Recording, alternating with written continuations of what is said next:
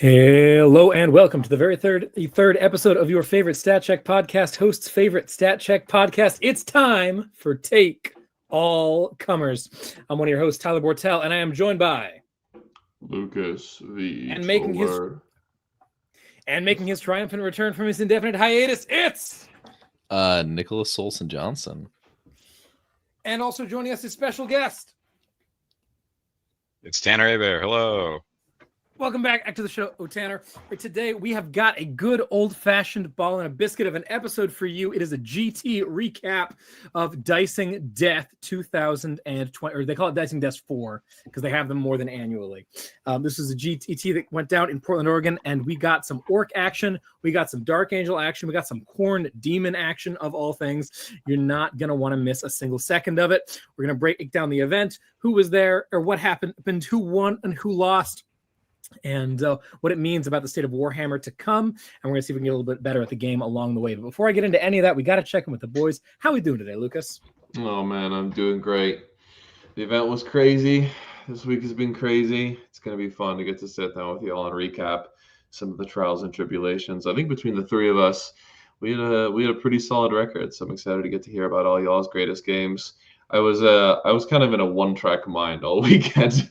I was mostly focused on what was in front of me on the table. So I'm really excited to get to hear about some of y'all's games. I can't even probably name a single thing you guys played against. So it's going to be fun to get to recap it all. Yeah, doing pretty well. It's starting to become my favorite season in Portland, which is late October to early December. So it's been nice to get to go outside, and it's cool and rainy and there's leaves falling. It's like super relaxing in the midst of a very stressful couple of weeks for me. So yeah, doing really well overall. How about you, Nick? Yeah, I'm doing good. Glad to be back. Glad to be playing Warhammer again. Had some, life events that unfortunately got in the way, but I was really excited to go to Dicing Death, and I mean, excited to just find an army I'm hyped about. My two current main armies right now, Votan and Necrons, I just kind of feel are like a little boring. They're a little too trade hammery, just kind of like, can you kill me, and playing something that was the complete opposite of that, Khorne Demon, Blood Legion. It was a really fun experience, and I look forward to experimenting with, more armies as this edition comes to a close. Checking with Tyler. Yeah, what's up? How you doing, Tyler? I haven't been here in forever. Yeah, man,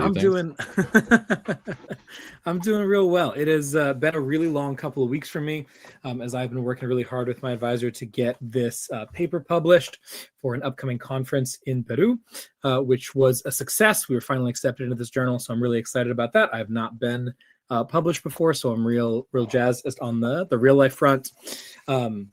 Simultaneously been having a whole lot of fun playing Warhammer recently. I've been digging just deep in those termagants and having so much fun with it.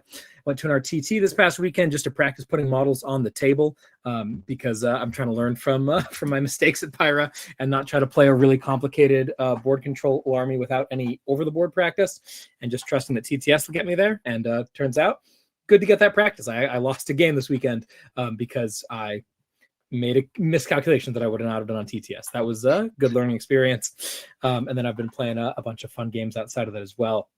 I've been really enjoying the Vibe Check League. Lucas and I put up a stat rep featuring that army that you should definitely go check out once you're done listening to this. If you haven't yet, we played the 130 Gaunts versus 50 Khorne Berserkers, and man, that was some carnage in that one. It's a really good game. You should check it out. We've got another one coming up soon featuring a very different couple of detachments there. So look forward to that when that comes out as well.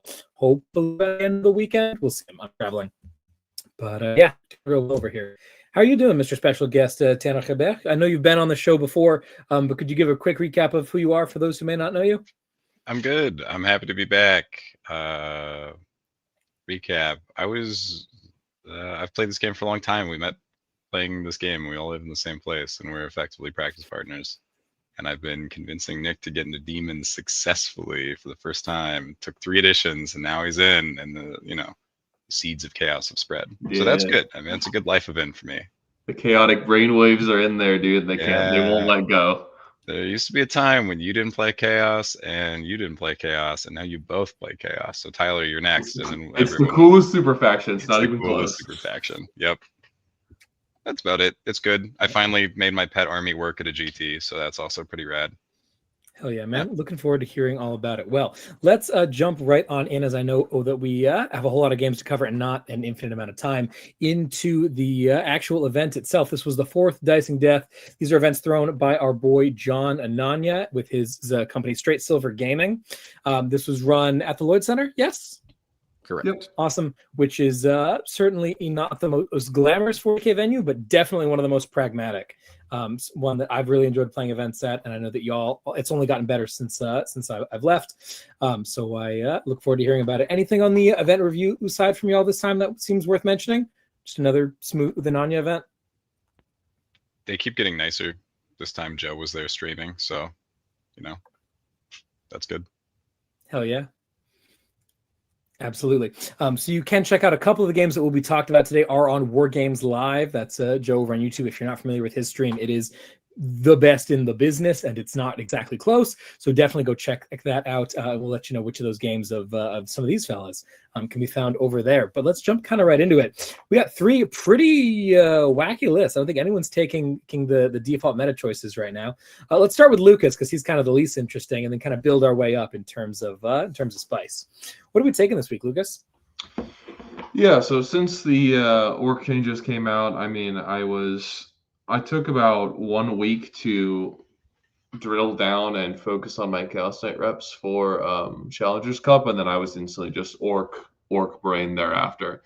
So I've been going through the big 3 detachments that I get most excited about, and I feel like most epitomize orcs. That's Warhorde, Bully Boys, and Greentide, and just rotating through those, playing lots of different games, thinking about where they fit into the meta. And I think all 3 of them have real sauce. But I ultimately decided to play Warhorde for this event.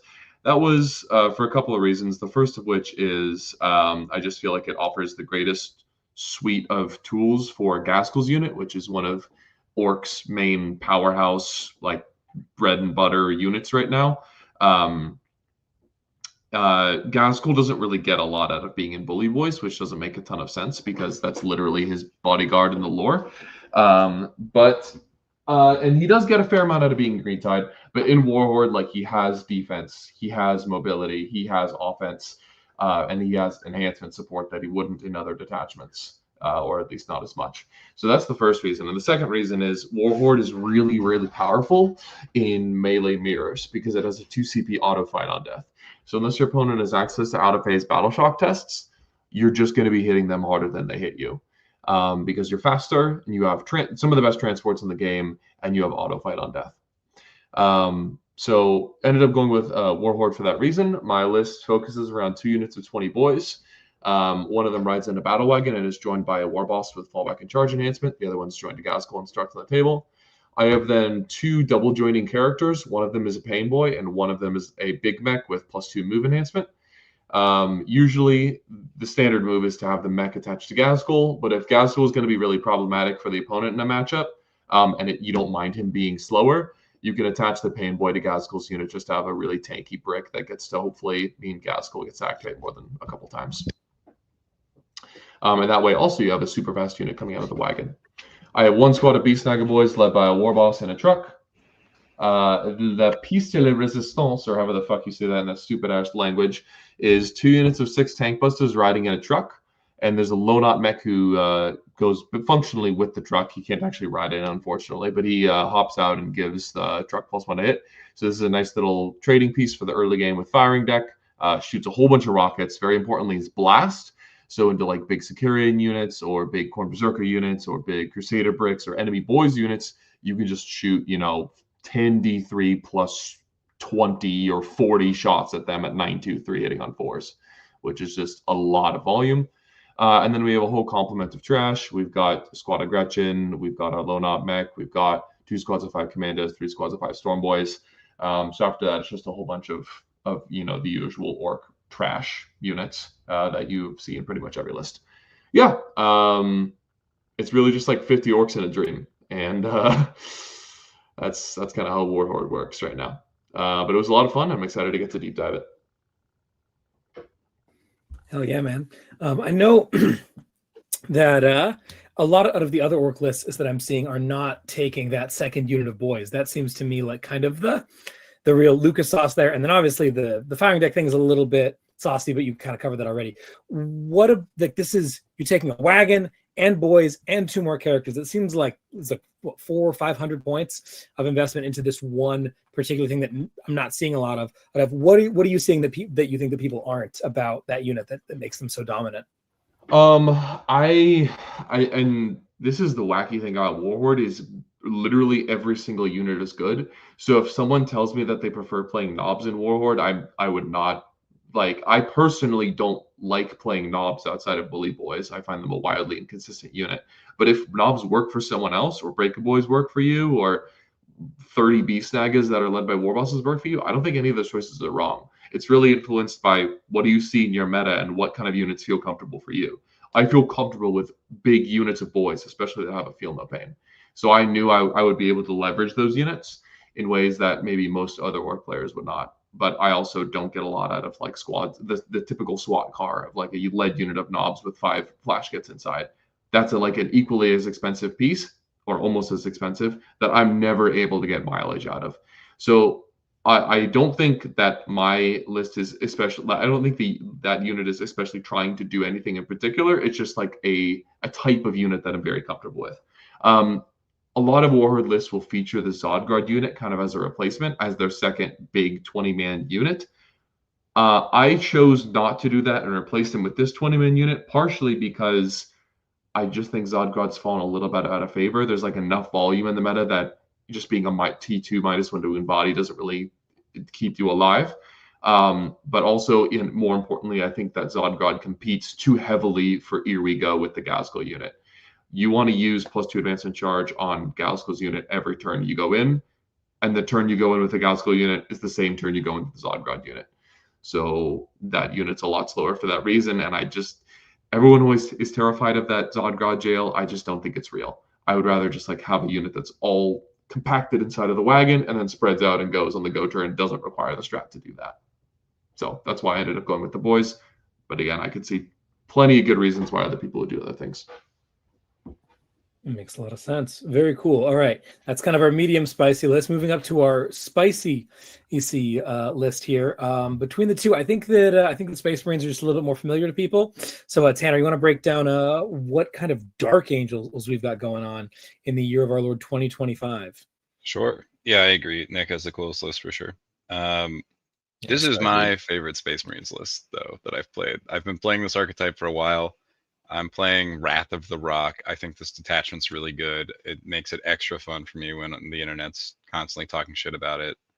It's great to see it listed poorly in tier lists. The army rule is -1 to wound when strength greater than toughness for mounted and infantry. And then when you play the Lions, you're playing Dark Angels. So functionally, your whole army, except a little priest in the backfield, is harder to wound than normal. I'm playing the Lion, a Judiciar, 2 Raven Wing command squads with the 2 cool relics. One's reroll advance and charge. One is +2 strength, +1 AP, +1 damage. I have a Ministorm Priest, sick character, very critical. And I have Azrael. So you have like the 700 point suite of Dark Angels characters. Playing a 5-man Stern Guard squad. That's like the one piece of this I didn't come up with myself. That was Innis a while ago, and it's annoying that he was right. That unit's just good. 5 scouts and a priest do basically all the screening that you can afford to spend on. 6 Black Knights go with the command squad. 3 Outriders go with another command squad. Sometimes I went back and forth on that. That's based on the matchup.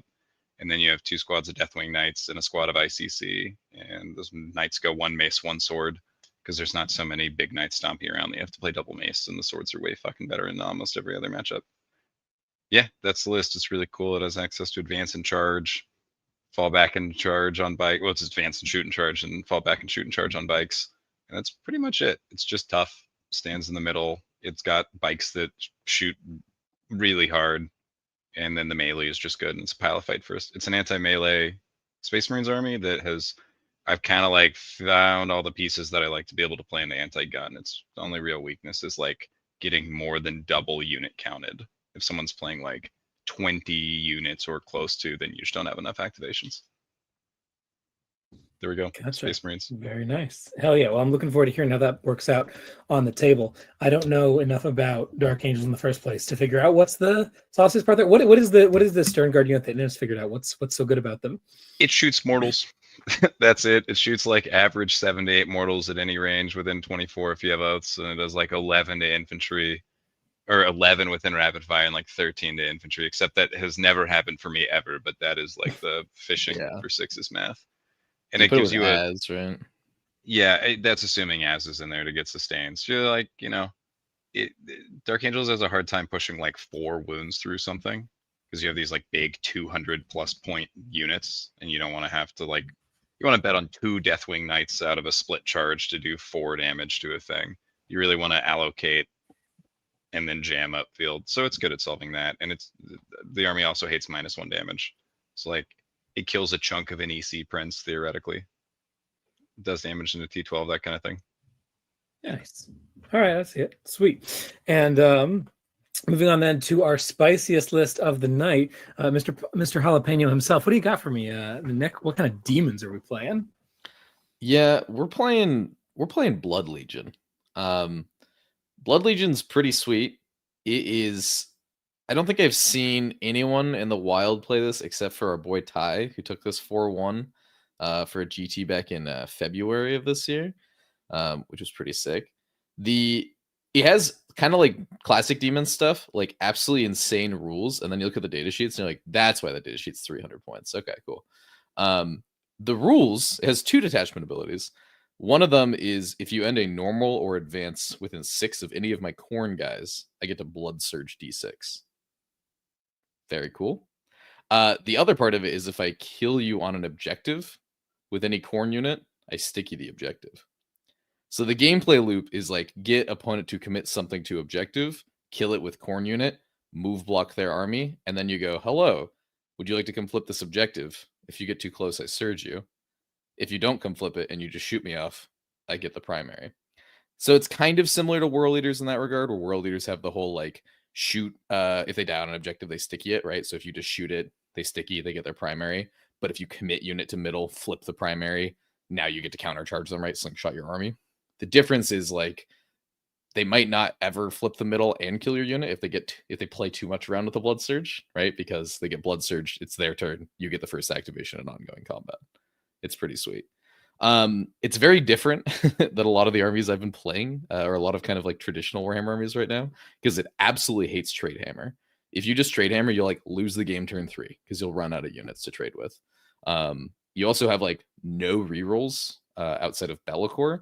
So if you just try to play trade hammer, eventually, right, the math's going to catch up to you and you're going to like roll low on the average. And you're going to go, well, my army didn't do the thing on that important turn. GG, I guess. So it's kind of like get the ball rolling and then just hit someone with like 2 giant waves of pressure.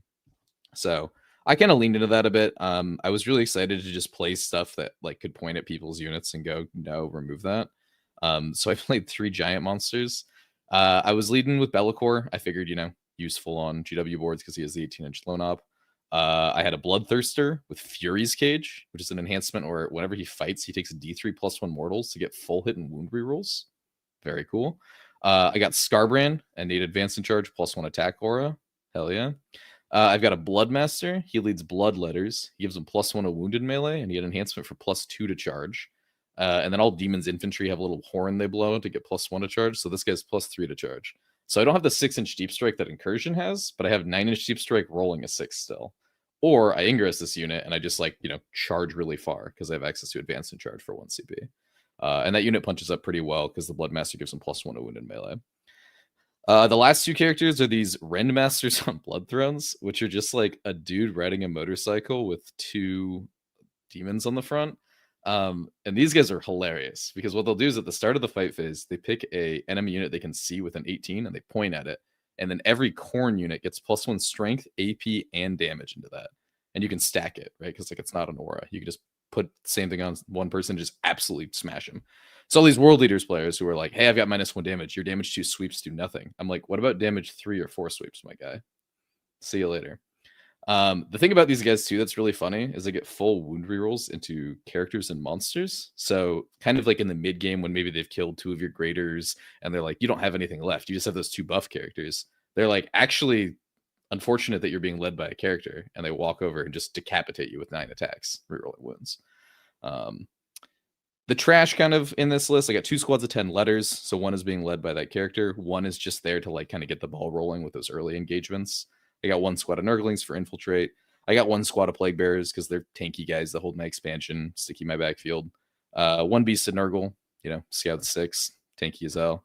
And then 2 squads of 5 Flesh Hounds because they up Downy. So, I got 5 fantastic trash units because I'm playing demons, 3 giant monsters, and like 2 trade pieces to get the ball rolling.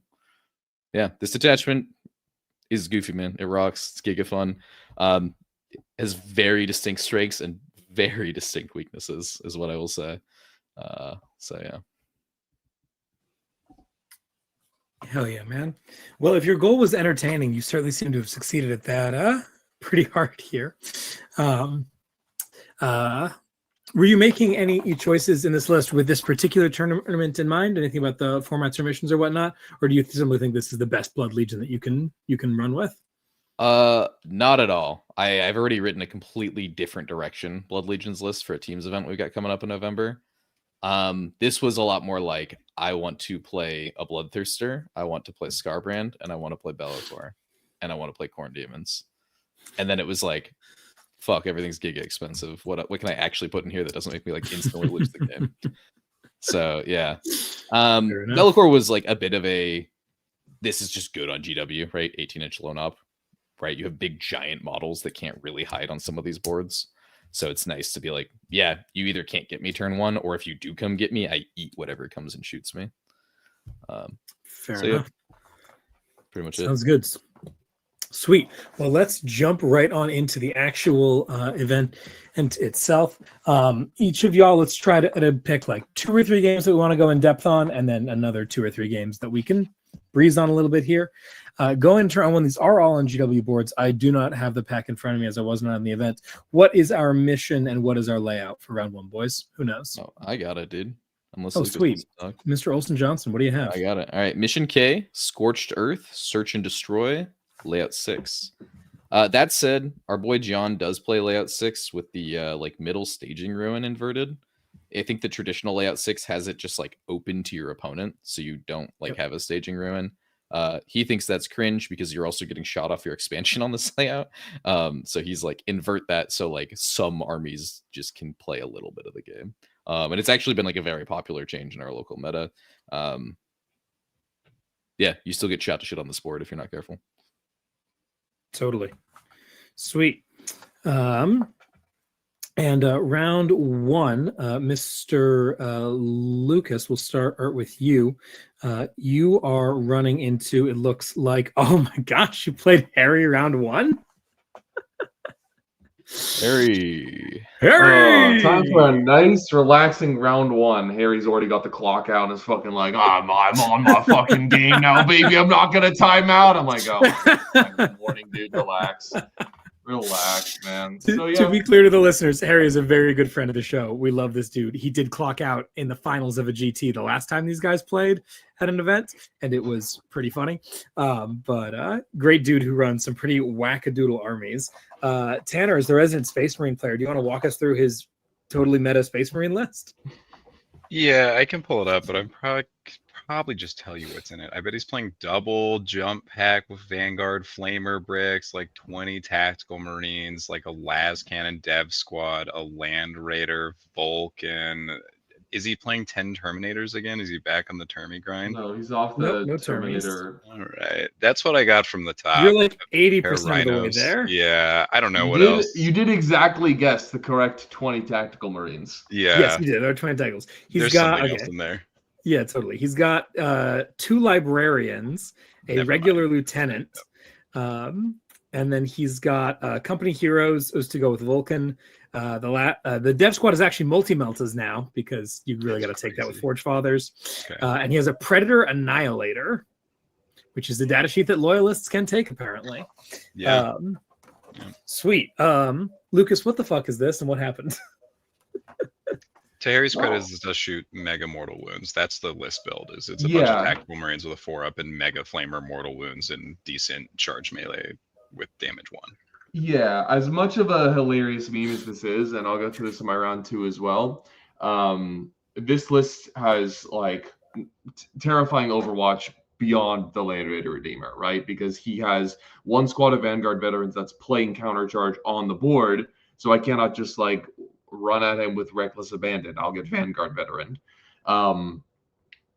But also, if we get to turn 2 and I haven't run at him, he can ingress Overwatch me with a squad of Vanguard veterans, and that's very scary as well. Basically, the combo, if you haven't seen this, is the Forge Father Seekers / Firestorm Assault Force has 2 CP dev wounds on your torrent weapons. There's no cap of 6 mortals. So with the Captain, you can make that 1 CP. With Vulcan, you can reroll to wound. And in Forge Father Seekers, there's the Immolator enhancement, which gives all of your torrent weapons in a squad +1 shot. So the squad functionally has 11 d6 plus 11 shots, fishing for 6s with dev wounds at base strength 4 as well. So if that's relevant in your matchup, it's rough. So he's handing you like 17 mortal wounds or something absurd from that unit.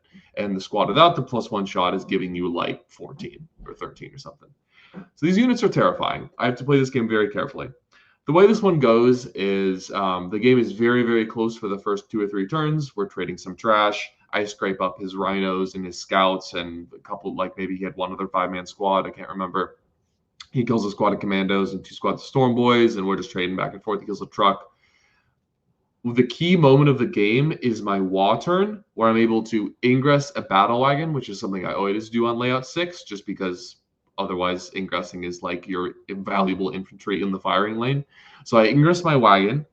I plow the wagon with some tank buster shooting into his squad of devastators that is body blocking the 10 Vanguard veterans that started on the table. And this allows the boys that came out of the battle wagon to also charge those devs and then pile in and clobber the shit out of those Vanguard veterans.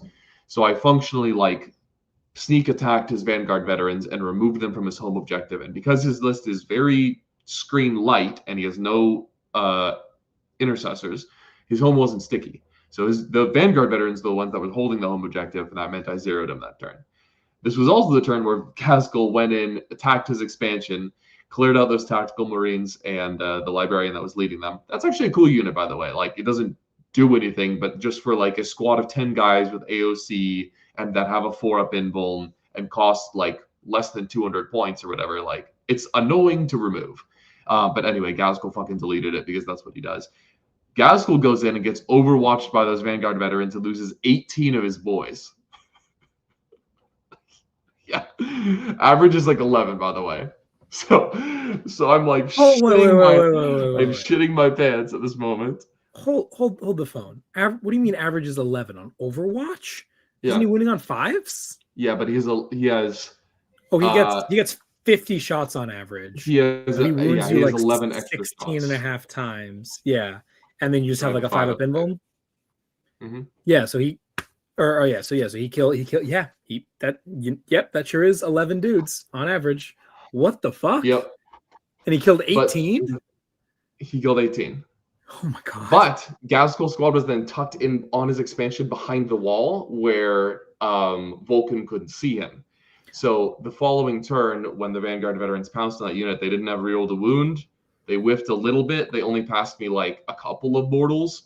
And Gaskell survived on like 8 health or something like that. And then, oh no, I remember what it was. At that point I had hot rolled saves and I didn't even lose any wounds on Gaskell or Makari. So then when his Vanguard veterans went in, they just completely bounced off Makari and Gas fucking annihilated the entire squad. Let's go. Did they not have the CP for the devs? They did, but like they had 2 dudes left. He killed 18. What are you talking about? They're still wounding on 5s. So he's passing me a couple of saves and a couple of devs. The couple of saves kill a couple of the boys and wound the mech. The devs kill the mech. Oh, there's a mech. I forgot about that. I was like, the math isn't mathing here. There's is 5 or 6 wound mech, right? There's a 6 wound mech with a 3 of armor save. Okay. Yeah. Now I'm with it. I was like, there's no fucking way. So that was the key wounds. He like lost control of his expansion and I booted him off of his home. And then he hit me really fucking hard, but like at that point I was already up like 15 points. And he failed a clutch, like I forget if it was a 7 or an 8-inch charge with Vulcan to get on my expansion. Interesting interaction. as far as he's aware, Vulcan chooses his funny objective when he enters the battlefield for the first time. So he came out onto the battlefield out of a assault ramp Land Raider on turn 4 and is like, your expansion, and then failed to 8-inch charge. I'm like, that was terrifying. Oh my god. So that was funny. But yeah, he's totally right. It does say the first time this model is set up on the battlefield, pick an objective marker. It was very alpha on the wall turn to just be like, I'm taking your expansion. Fuck you. But yeah, and then I think I won the game by like 10 or 15 points, mostly because of the primary differential in the mid game. But yeah, it was a good game, round 1. Yeah, I came over and they were both sweating, dude. I thought Harry had won the game. Harry is Lucas not was the like, type of motherfucker you want to get round 1, man. That guy is hard. He fights tooth and claw, dude, for like every point. Yeah. Yep. Harry does not win a lot of GTs, but he knives a lot of people trying to win GTs. Yeah. One GT we all went to, dude. He sure has. He sure did win that GT. Yep, that's the thing that happened. Anyway. Yeah, we can't believe we all lost to Salamander Rhinos. We sure did. Yeah. That is exactly what happened there. Anyway. Yeah, we didn't have 2/3 of us lose to Devout Push Desos. Definitely not. God, British logic.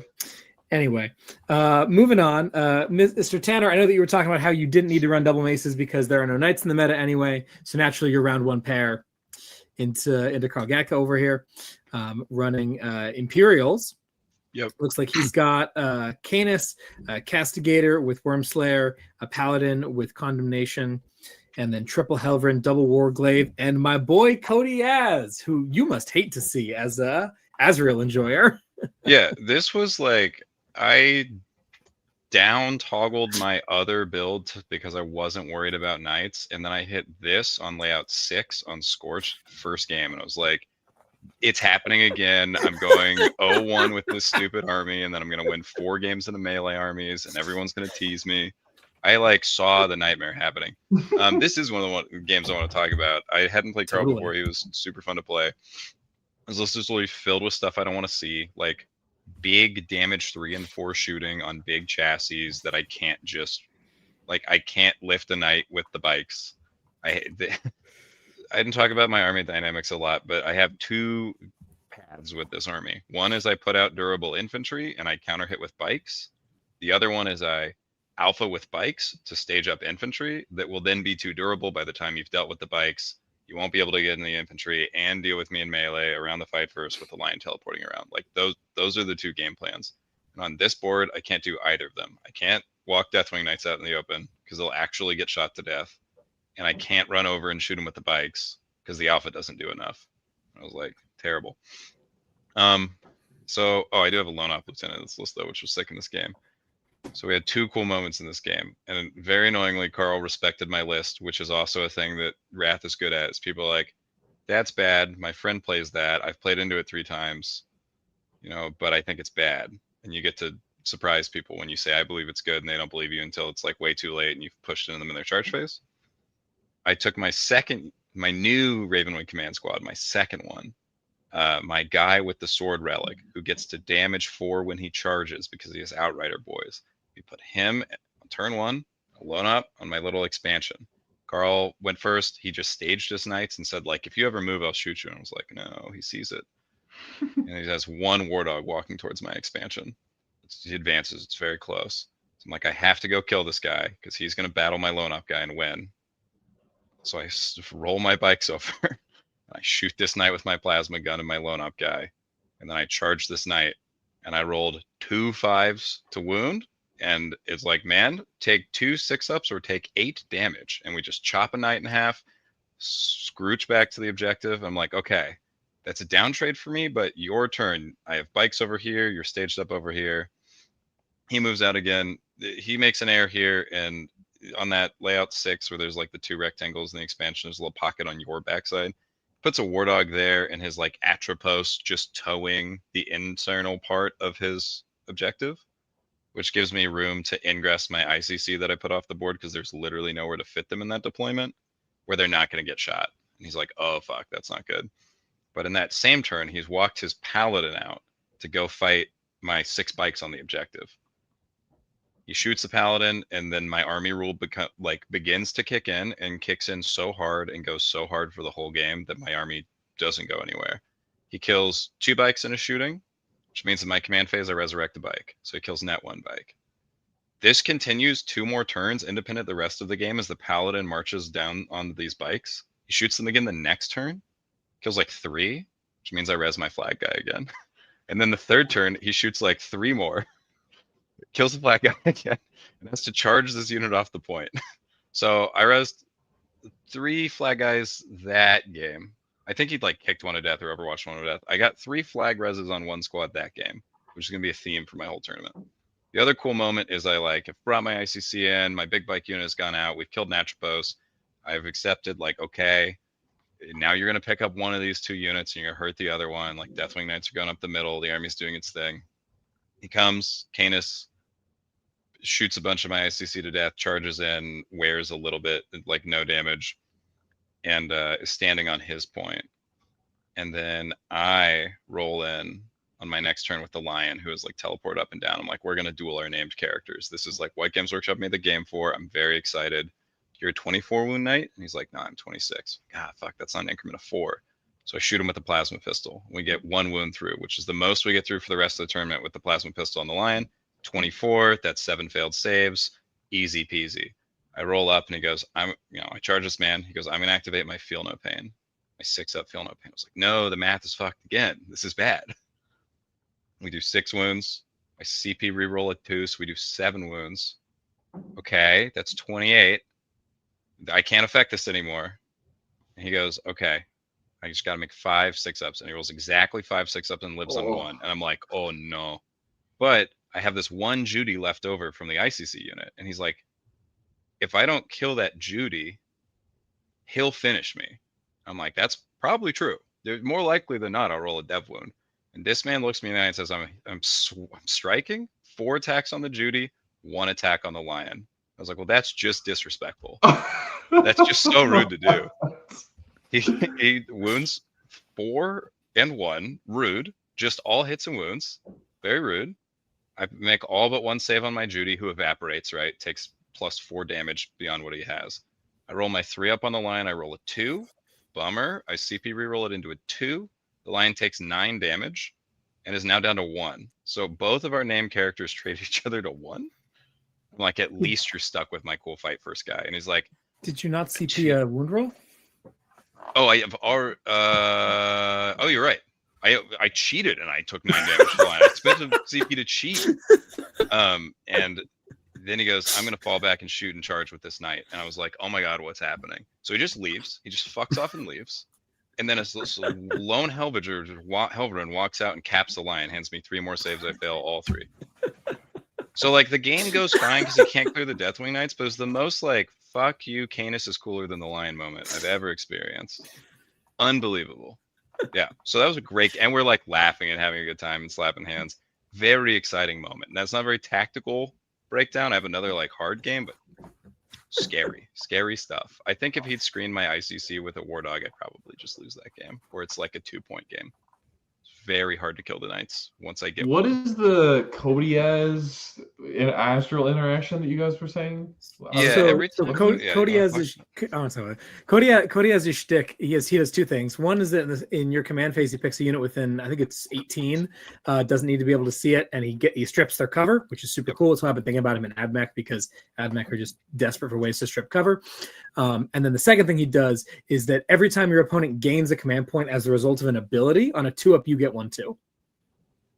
Oh, Yeah. that's hilarious. So if It's you're running really Azrael or Calgar or Swarmlord or anyone like that, it's just 2-up, 2-up, 2-up, 2-up, 2-up. We're both getting +1 CP every turn. It's beautiful. Hilarious. Yeah, he farmed 4 CP off me in the first 4 turns Oh, before yeah. I could kill Kodiaz. And I was like, man, this army is a lot harder to fight when you have CP generation on your big Knights. Mm-hmm. Yeah. Absolutely. That's cool. Yeah, it's a neat little thing. I haven't got. Unfortunately, it does have to respect the rules. Like you don't get to. Oh, I guess there is no one who gets 3 tactical anymore. cards. They You got can't rid of get a that. tactical card. No, so you you can't Yeah. get them with tactical. But I was thinking about Votan because it used to be very funny when the Votan player was like +3 CP and you were like, but you could still only gain 1 of them. You just got 3 chances at the 2-up because it was funny. But I digress. Very cool. Sounds like a good game. Alrighty, and then Mr. Nick, I know that it looks like you were playing into what playing into hell. Damage.exe by the looks of it. I'm going off to fucking die. Yeah. So yeah, this was game 6 of Blood Legion for me. I played 2 practice games and I won 3 games at an RTT. We're 5-0 so far with this army. Let's go, baby. We've only played on layout 7 and 8. So we pair infinite damage gun on layout 6. Uh-oh, and we go first. How do I stage on this board? We try to figure it out. We are going pretty okay. He sends some stuff out. We try to get the ball rolling by being like, we're going to sticky the middle. It doesn't matter as much, right, because it's scorched earth. But, like, we try to get the ball rolling. Cool. We don't really do that much damage. We get the objective in the middle. Nice. He walks out. He does a shitload of damage in the middle. He bangs like a big chosen charge over into Be'lakor, my expansion, who unfortunately rolled too high on his charge and had to leapfrog my screen and now got chargeable by the chosen. It was very sad. Should have put the Beast and Nurgle further up, I guess, or not rolled Giga high on Be'lakor's charge. But yeah, so we're scrambling. Be'lakor's alive, but Scarbrand's dead. We have a Thirster. All right, cool. We're sending shit in. We don't really do any damage. Thirster randomly takes like 13 damage from 1 Vindicator. Unfortunate. He brings some stuff in, clears my stuff in the middle. We have like 1 last gasp. Don't do any damage. He makes like, I think I passed like 11 multi-damage saves to Scarbrand, Vashtor on his invuln, and I had Arian bring it down, and he rolls all of them as 4-up invulns. And I'm like, oh, interesting, cool. We'll have no more damage left in the tank. You win, my friend. So yeah, not a very exciting game to start the tournament. Very fun opponent. It's our boy Jameson from down in Salem. And yeah, it was fun. It was fun playing him, getting to meet him. There's like a cool crew of people down there that have been coming to some tournaments up here, and it's exciting to see more of them. So yeah, we learned kind of how to play the army on a gun favored table, which was good, but it was like a little too late because the game was over. Very nice. Do you have any advice for anyone who sees your list and wants to give it a go on how to play these gun heavy matchups? Try to learn from you a little bit so they don't have to experience the same fate. What did you pick up? Yeah, I mean it's tough on layout 6, especially. You need to think around like you need to have, if you're gonna play like big guys at least, you need a pocket for Scarbrand. There's like basically like 2 spots. Like obviously we don't have visuals here, but like, you need to pick like one of those 2 spots for him. You probably should like, if you're gonna play this army, maybe like deploy it on TTS like once or twice on some of these, figure out how much has to start in ingress, because you don't want to find out halfway through deployment like, this thing's going to deploy on the open and die. You're going to be playing quite a bit of a different game on like these, like some of like, I guess layout 6 especially, because you're not going to have as much stuff on the board, unfortunately, or you won't be able to be as aggressive early because stuff will be staged further back in your DZ. This is kind of one where Be'lakor felt pretty invaluable. Like if I was going to be playing GW singles with this list, I'd probably be playing Be'lakor all the time, because he at least lets you exist in some of these open firing lanes a little bit further back in your DZ, but still far enough forward to threaten like an advanced in charge play turn 1. And then also just like there was like one time I had a turn where I like could have gone for a 7-inch charge with a reroll and I didn't do it, and then I just kind of got locked out of interacting with his expansion for the rest of the game. And I think it's just like you got to kind of recognize you're in a bad spot if you're going first into like guns on a favored layout, and you just got to go for some riskier plays. I mean, this army is, you're there's going to be like, this is a very hard matchup for it, especially if they got screens. I think too, being willing to points down trade to remove screens so you can ingress more aggressively is another key thing. He had this big squad of 6 Nurglings that was super annoying because like 10 letters are never going to kill 6 Nurglings. Honestly, dude, it might be worth trading like a Greater Demon to kill those 6 Nurglings, because now at least the rest of your army can ingress aggressively. It's so sad, but like it's kind of the truth. Because like at least they're like not going to be like wanting to get blood surge by a Greater Demon, depending on the list, right? Because like they could still shoot at -1 to hit, but like if they have like a bunch of blast guns, right? Yeah, they're not shooting their Vindicators at you. How do you feel about I know yesterday you were talking about one of the Tzeentch lone ops. Do you think that might be helpful so that you could like try to stage with Be'lakor on one flank, but then also like hold your expansion with something a little bit stickier? Yeah, I think if I were to rewrite this list for singles, I'd probably try to find the points for the blue scribes, just because it's like a guy that can go stand on your expansion early on some of these maps, or like dude, fucking put him in the middle sometimes. To be like, at least come close enough that I could like advance and charge onto you. Yeah, I think there's another lone up that's not Zinch. Is it the mask?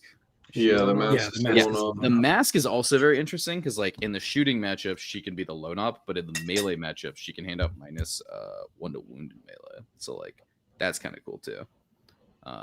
Like that could protect an interrupt into like one of your greater demons. Right? Hey, you're winning on 6s now, buddy. If you're winning on 5s, you know. So one of your One of your options on this too, if you do take a lone up, having played a lot of demons, specifically on layout 6, which is a nightmare for demon armies. So if you have a lone up there, you can deep strike in your Blood Legion game letters behind the pocket of your expansion, and often say like, the one thing you sent to charge my little lone up, especially if it's like the changeling, there's a chance they won't shoot it. The one thing you send over, I'll then go kill, and then this will sticky, and then you'll probably not be able to pivot another unit. So it gives you a little bit of a Bellicor independent loop on that side. But a thing too that I do a lot in general, is, especially Bellicor helps with this, is I'll usually string my Plague Bearers out. So like the very back of the squad's touching my home field, and then the other squad is stringing out towards my expansion. On some missions or some layouts, depending on the deployment type, I guess, you can just roll a 1 and you'll advance onto your expansion with your Plague Bearers. Sick. Yes, there'll be a firing lane into shooting them. They'll be in Bellicor's lone op 18 aura. And so it's like they have to, like, if you have like a kind of like curved Plague Bearer squad, right, then like they have to come close to your army to shoot your Plague Bearers. Plague Bearers aren't, chumps. They're not going to die at 1 activation. So they might come out, shoot your Plague Bearers, not kill them, and then you eat whatever they put forward. Or they come out, kill your Plague Bearers. Cool. You committed a real unit probably to do that. Now I'm going to eat that real unit. So yeah. But yeah, I think lone op is definitely a good idea. Sure. Alrighty. Well, moving then into round 2. Mission, you still got to pack it up. What is our mission and map? Sorry, I just muted myself. All right. Let me go find this one. Round 2. Playing Take and Hold on Hammer. Anvil. And we're playing layout 8 for the rest of the day. Chad layouts. Yes, sir. Cool. Starting up here, we've got Lukas going into our boy Daniel Midland. Absolutely no off rounds for this man. Nope. Through the fire the entire time. The purge. Oh, God dang it! What's the mind bullet called? The granites do. The purifying flame. There we go. Going directly into the purifying flames. Purifying glizzy. Oh my! Probably what his list is called. I had not seen that until just now when I opened the list. Interesting. Well, is that what it's actually called? No, it's called something else. I'm not going to read that out. I'm not going to read that out. If you want a good laugh, go look at Mindlin's list name. Yeah, he's been sending me lists, by the way. Sorry, small tangent. He's been sending me lists all week, and it's like, when you get a text that like shows you the first couple words. Mm-hmm. Yeah. Every so often I'll just look at my phone at work. I'm like, what the heck is he texting me about, man? I'm like, oh, it's Warhammer. All right, cool. It's jump scare moment. All right. So this granites list over here, and I should say at the front end, this is one of the games that was played on War Games Live. Definitely check out the stream. I watched it live. It was a ton of fun. I was definitely supposed to be doing something else at the time, but don't worry about it. Really, really enjoyable game to watch between 2 really good players. So we've got Warpbane, which is the only good granites attachment. Sorry, Banisher fans. Innocent told you so. He's got 3 Brotherhood Librarians. He's got Crow. He's got 2 Nemesis Dread Knights with Sublimators and Hammers. And Psy Cannons, of course. He's got a Strike Squad. He's got an Interceptor Squad. He's got 10-5-5 Purifiers. Dear Lord. He's got, of course, the mighty Storm Raven Gunship, a Calidus Assassin, and a Vigilant Squad. Not a thing that I've ever seen taken before. I hear it's pretty good. Yeah, it's the Space Cops, right? But it's different than the Exaction Squad, yes, which I feel like is the one you see by default. It's also cheaper. They're OC2. Yeah, they don't have like a Forp Invuln, right? Isn't that what the Exaction has? They still have a dog. Yeah, and they're OC2. They have an OC2 dog. Yeah. Hell yeah! It's a T3 4-up armor OC2 moron. That's what it is. Sure, sounds good. Which is something that Grey Knights crave. Absolutely. Well, in light of this being on War Games Live, you can go into as much as little detail. Please check out that game, everyone. You'll really enjoy it. But what can you tell us about this game, Lucas? How'd it go down? Yeah, this is a pretty archetypal Warhorde game where you lose on material, but you win on points.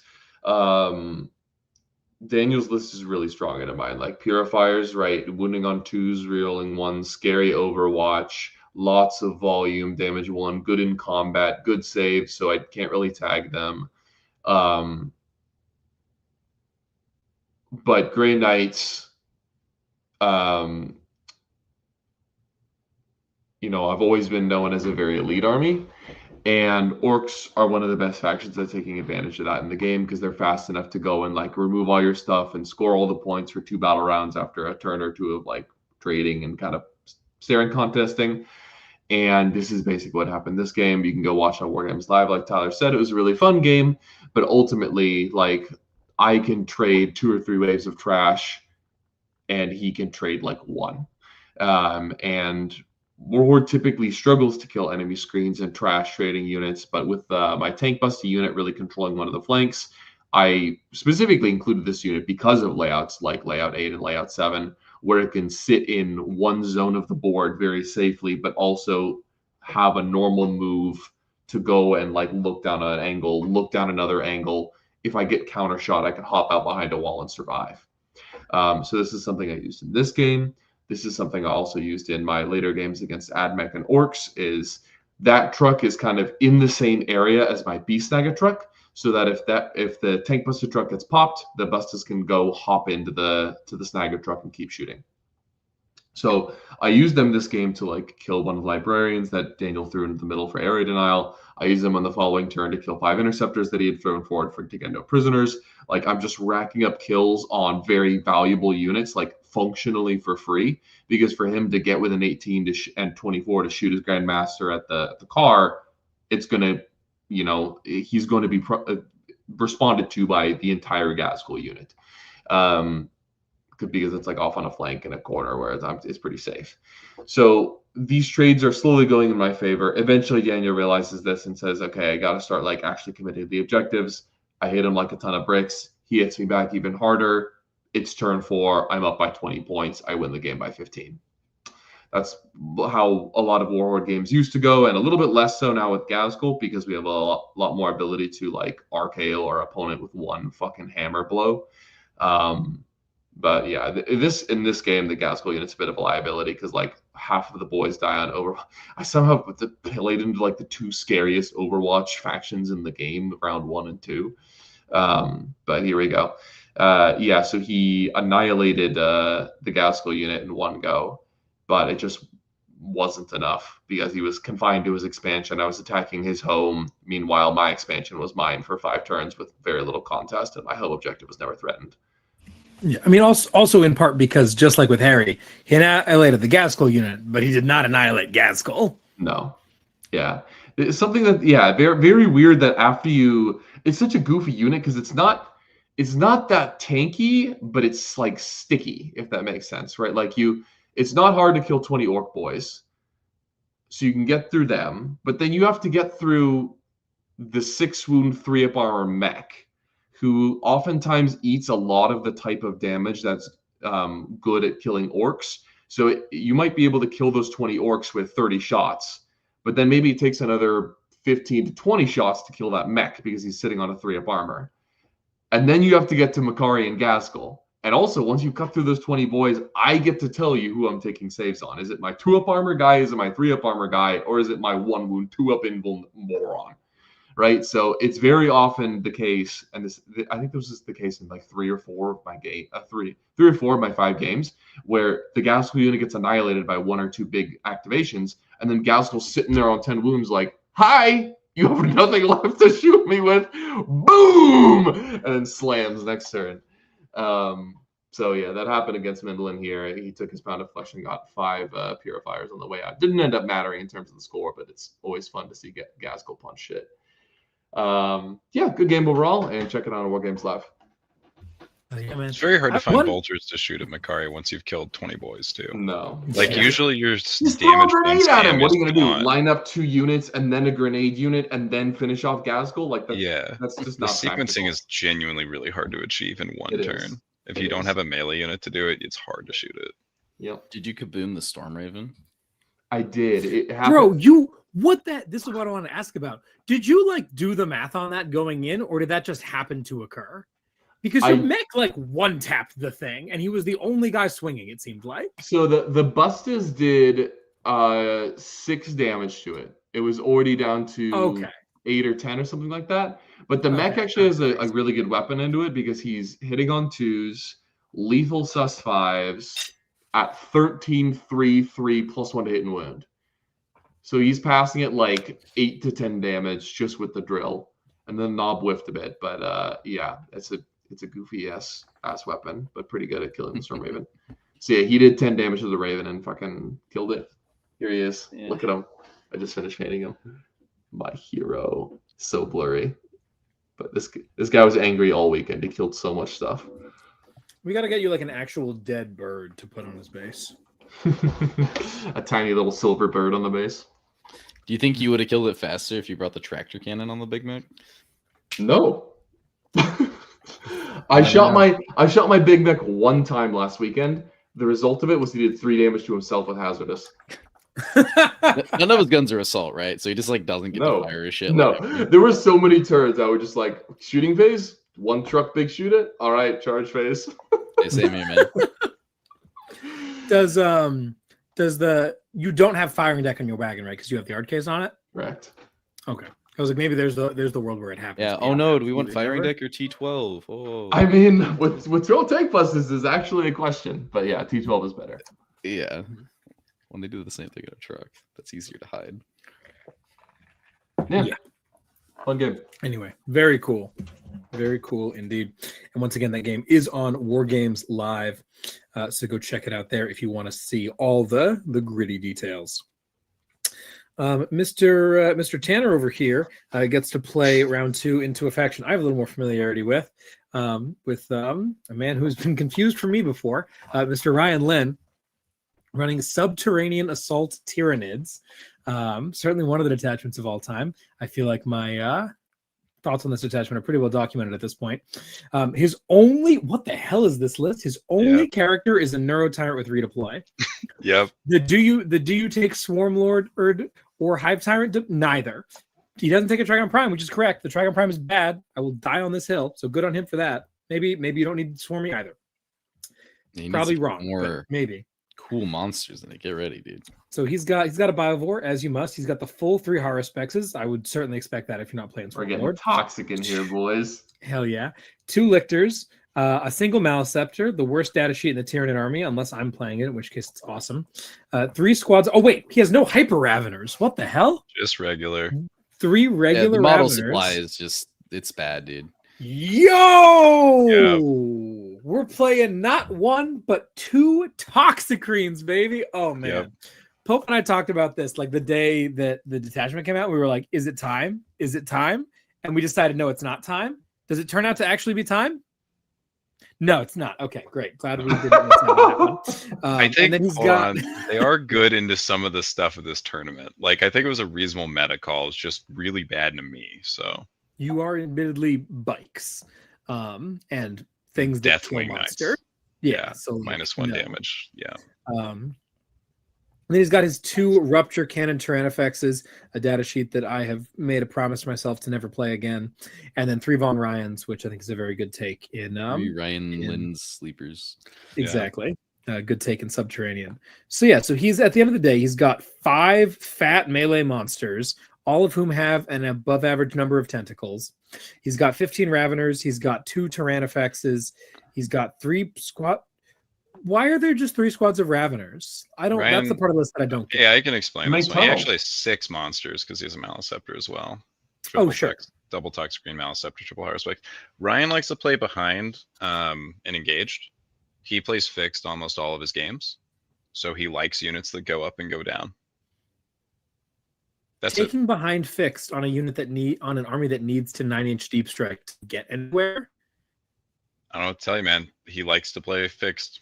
That's what he thinks Nids are good at. So he plays these lists filled with lots of trash, and the monsters are also trash. So there's a bunch of them. But that's the reason.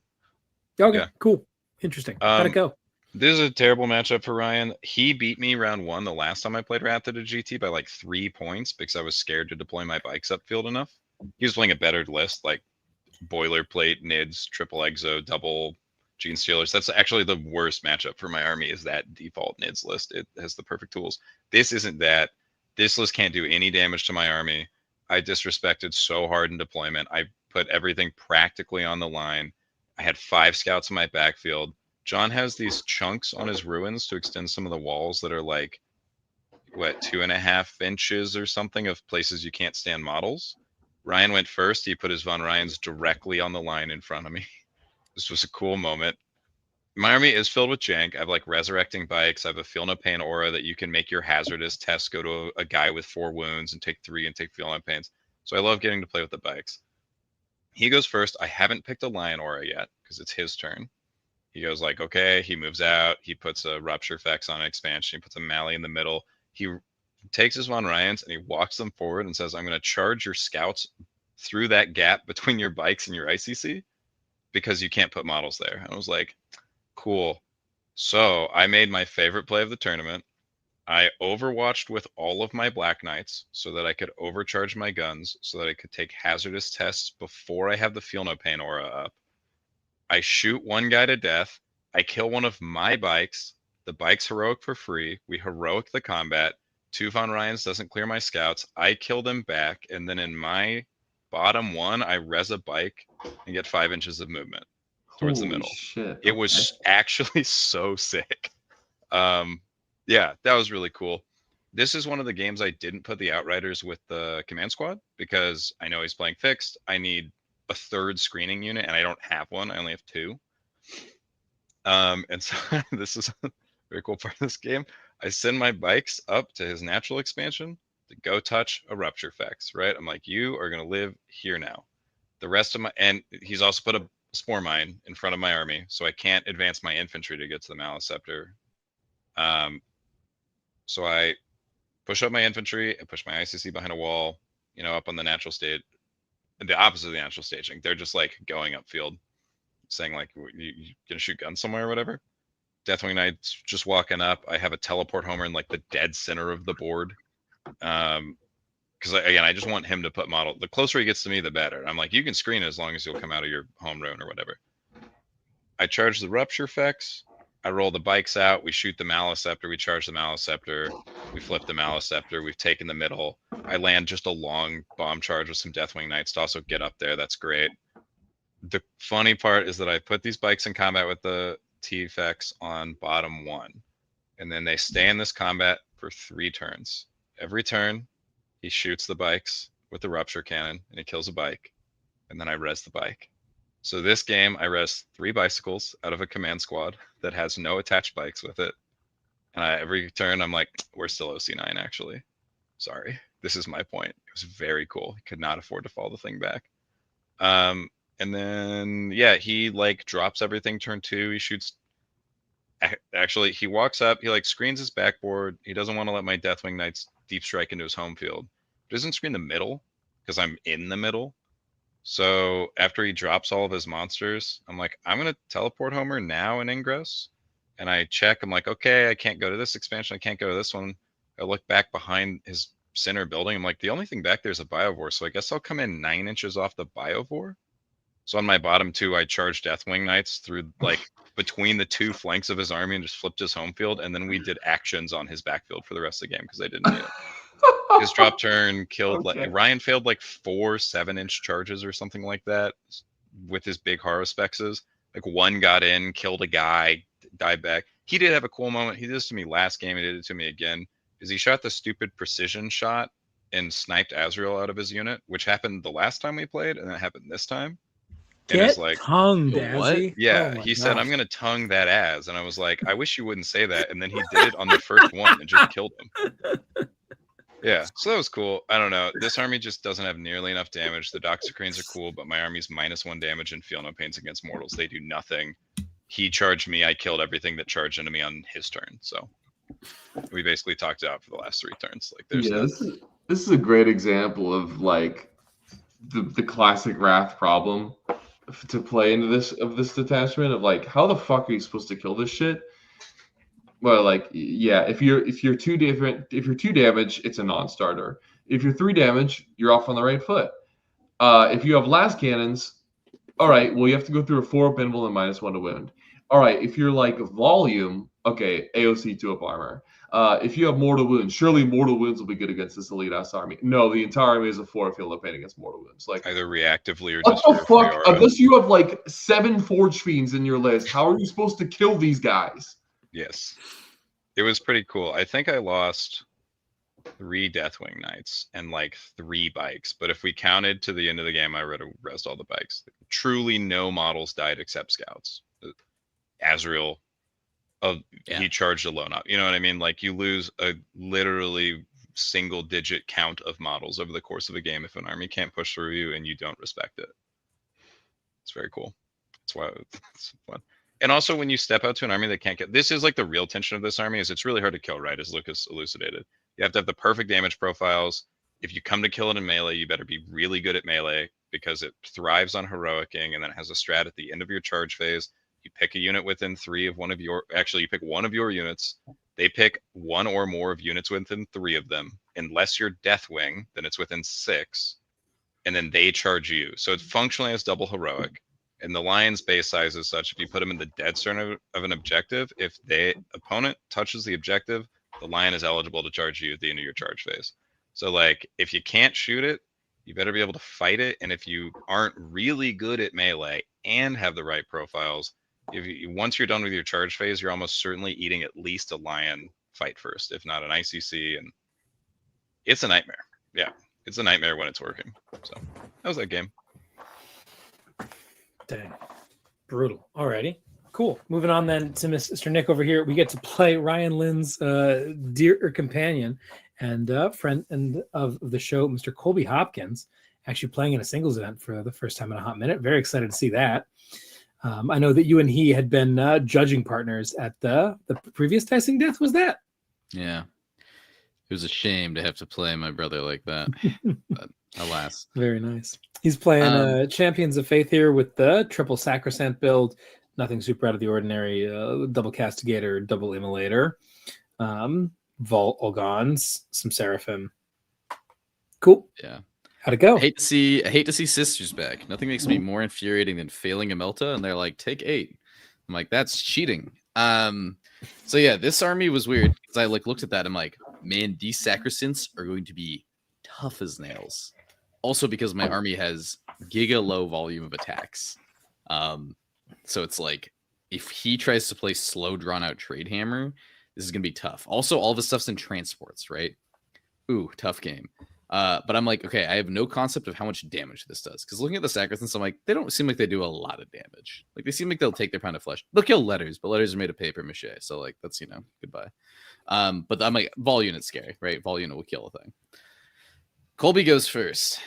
Colby looks at the board and he goes, I think he got cleanse and like actually I have it right here. He got cleanse and secure no man's land. And he was like, fuck it, dude, let's go. And he drives out into like all 3 objectives. I'm like, yo, what is this? Why is man running right at me? And I'm like, either he knows something I don't, or like one of us is about to giga lose. And I'm like, fine, dude, I'll counter with my army. And so I send in Scarbrand, Bellacore, 10 letters. I like screen my expansion out. Sick, cool. Scarbrand charges. Guess what's sweet? Scarbrand's a character. Epic challenge. See you later, Hospitalier.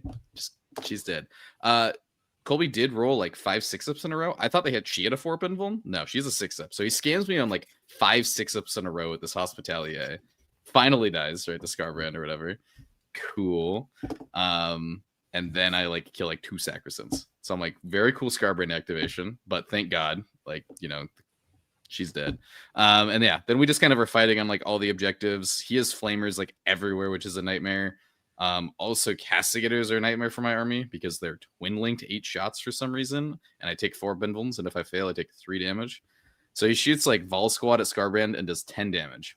And he's like, damn, that's below average. I'm like, yeah, I think so. But like, also, my God, And then he shoots like a Castigator and does 9 damage to Scarbrand. I'm like, okay, cool.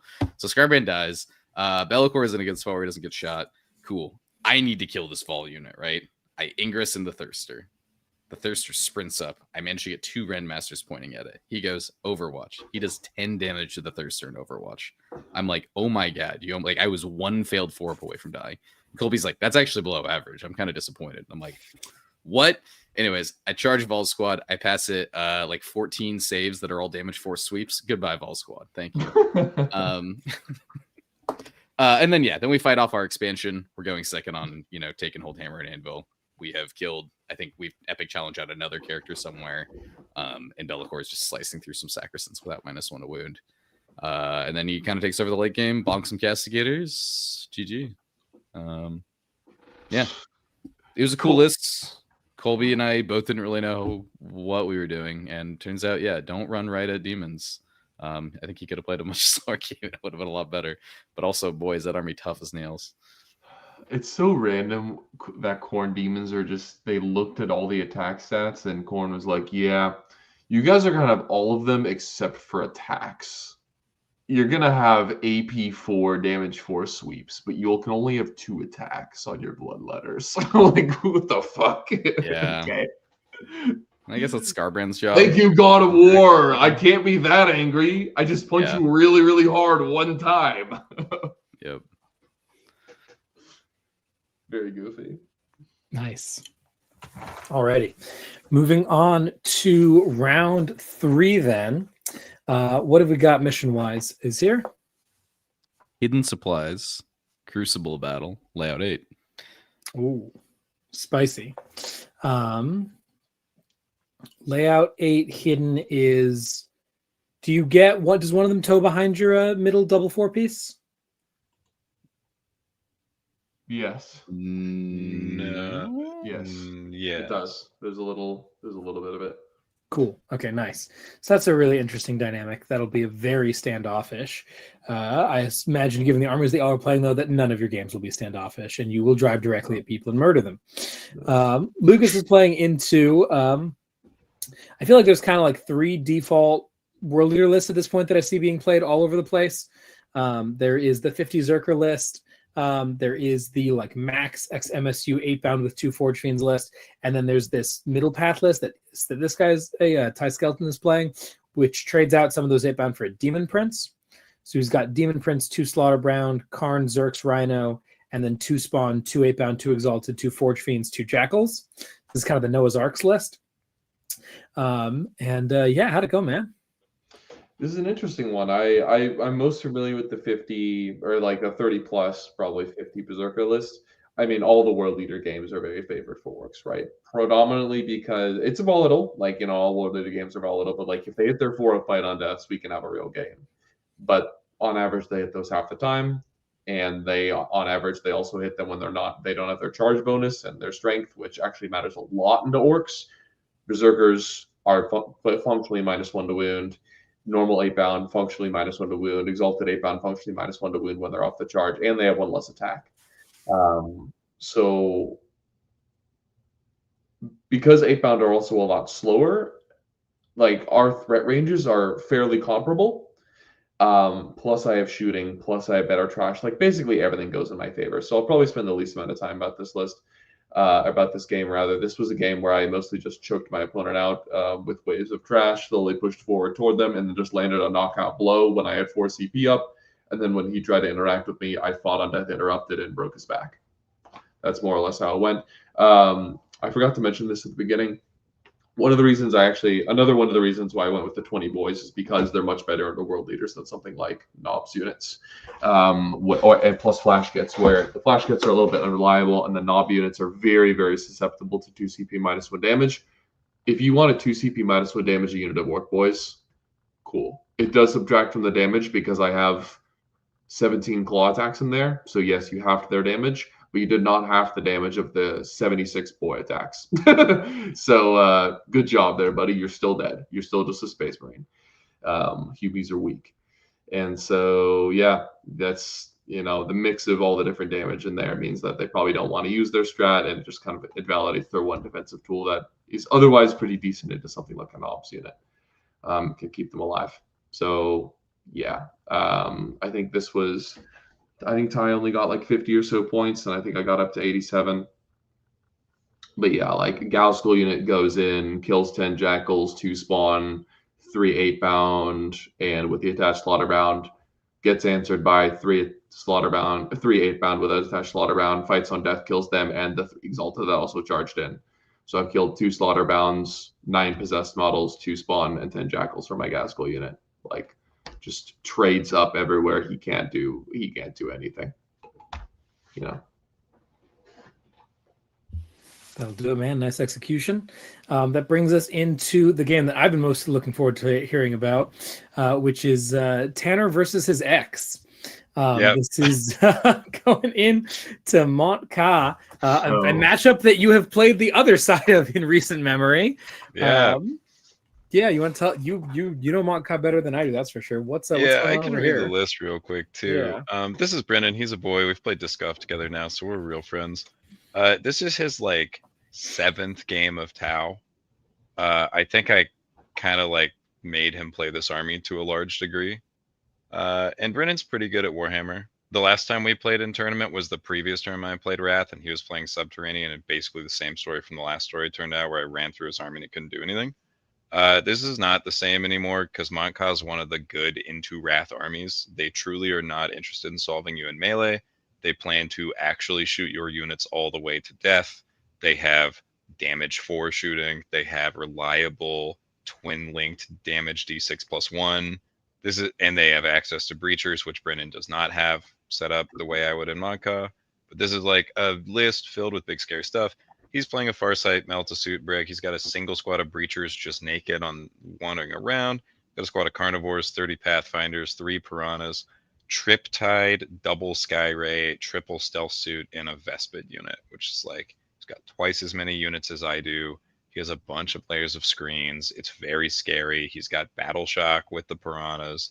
There's 6 Seeker missiles, 1 off, and then, 6 more shots from the Skyrays. This is scary. Crucible scary. Layout 8 on Crucible is actually like, you don't get a lot of your Crucible if you're playing in a long gun, because your corner is just down the middle long line. Brennan got the infiltrate and went first, and I was like, oh my god, this sucks. That said, the triple Pathfinder build is not as, like, this list doesn't alpha like my Montka lists like to alpha. He doesn't have a Breacher Fish that's dumping on my side, right? He doesn't have the scout enhancement, so like he's just playing a pile of trash that gets to move in front of Triptide, Skyray, and a drop shoot turn. So the dynamics are different, and I'm a little bit less scared. He went first. He put a bunch of stuff on points. He was saying, I think if I stand sort of between us, you'll slingshot your whole army off a unit. And I said, that's correct, 100%. You either need to stand right in front of me, minus 6 inches, Big Cell shove into you, or you need to be far away. And so he didn't want to go right in front of me. He made like a wall of Pathfinders around his natural and put some stuff in there. And then he put a Piranha on the very back of the midfield and a Piranha on the very back of my natural expansion, like his side of it. And then just set his castle up so he could pivot and shoot either way. I was like, understandable. And then I went and I drew Storm, Bring It Down. And I was like, I would really like this next turn when I've had time to farm CP, but if I don't go now, I'm going to get Pathfinder walled again. Like, I have a way to cheese the one Pathfinder wall in front of me with some gun on like a short line, and I can swing bikes around it. But if I don't go kill this stupid Piranha, he's going to score all of the primary, and I'm going to miss out on 8 secondary points, and he'll have such a primary lead. I can't just sit here for 2 turns. Like, there's enough. He'll be able to flip the expansion just with OC and Piranhas, and at some point he'll realize he can put his units into me on top 3, and then I won't have time to get back to the primary. So I have to send bikes, and the bikes go up the middle and they flip a Piranha, and like my scouts go out and tag some stuff, and I start scrooching some stuff up, and then I shoot this wall of Pathfinders away from his stealth suits and his natural. And then I have like a very contested charge where I have to figure out exactly how far the base has to go to like clip through the wall and get to the other side. And it's, I don't know, a 7 or an 8. And I make that, which now puts 6 ICC 5 Deathwing Knights on his natural. And then he shoots me really hard. I ingress some more knights. I end up jamming into his backfield. I focus on killing all of his trash. I don't worry about the tanks. At some point, the tanks will either shoot through me or they won't. But I did not let a Piranha shoot a Seeker Missile before they died. That was pretty cool. Like, they either couldn't see me or they were in combat. Like, there was no moment where I was going to let free Seeker Missiles come in. I picked up all of the Pathfinders and the Piranhas and, like, a Sky Ray before he kind of shot through the bulk of my army. And he had the experience that makes Tau players like Riptides too much, which is the first 3 times he shot a Riptide, he got full hits and like 5 wounds, you know. It was like, hey bud, this will never happen again, but I'm happy it's happening for you now. He killed almost every model in my army, but there wasn't enough time for him to get primary. So I just went on a big primary lead. It's pretty crazy to almost get table when you're playing Wrath also. Just like, man, you lifted 10 Deathwing Terminators and 12 Bicycles and the Lion and 4, you know, like I had an Azrael, a Scout, a Lone Op guy, 1 ICC, 1 Judy. I had like literally 6 models at the end of the game or something. So, but if you die over there, it doesn't matter. Yeah, Monko doesn't have fallback and shoot. So realistically in that matchup, like, you are way slower. They can come get you whenever they want. If they decide to, they have flat advance. Angles on that particular board layout aren't real because they're so close to your expansion that they're just going to cut the corner. Yeah, that's a matchup where I descended. It was really scary, and I'm glad it worked. There wasn't a second game plan. If he had more breachers, I just would have lost. I was telling him before the tournament, you should have breachers. He walked in 10. They killed like 6 wounds of Deathwing Knight just with no character, no buffs. And like, yeah, imagine if you're doing that on my side of the board. So that was a game. Very nice. Very nice. Alrighty. And then Nick, you are running into the like most default dance Gladius Black Templars list I've ever seen. I don't know why this list is so popular. I see people playing this all the time. It does not seem like that much fun to me, but it sure is a bunch of Space Marines that get out of boxes and punch people in the face. Yeah, you know what, Tyler? It's just really fun to play Space Marines without at the moment. Being not dependent on hit rerolls is just so nice for Marines. Yeah. All right.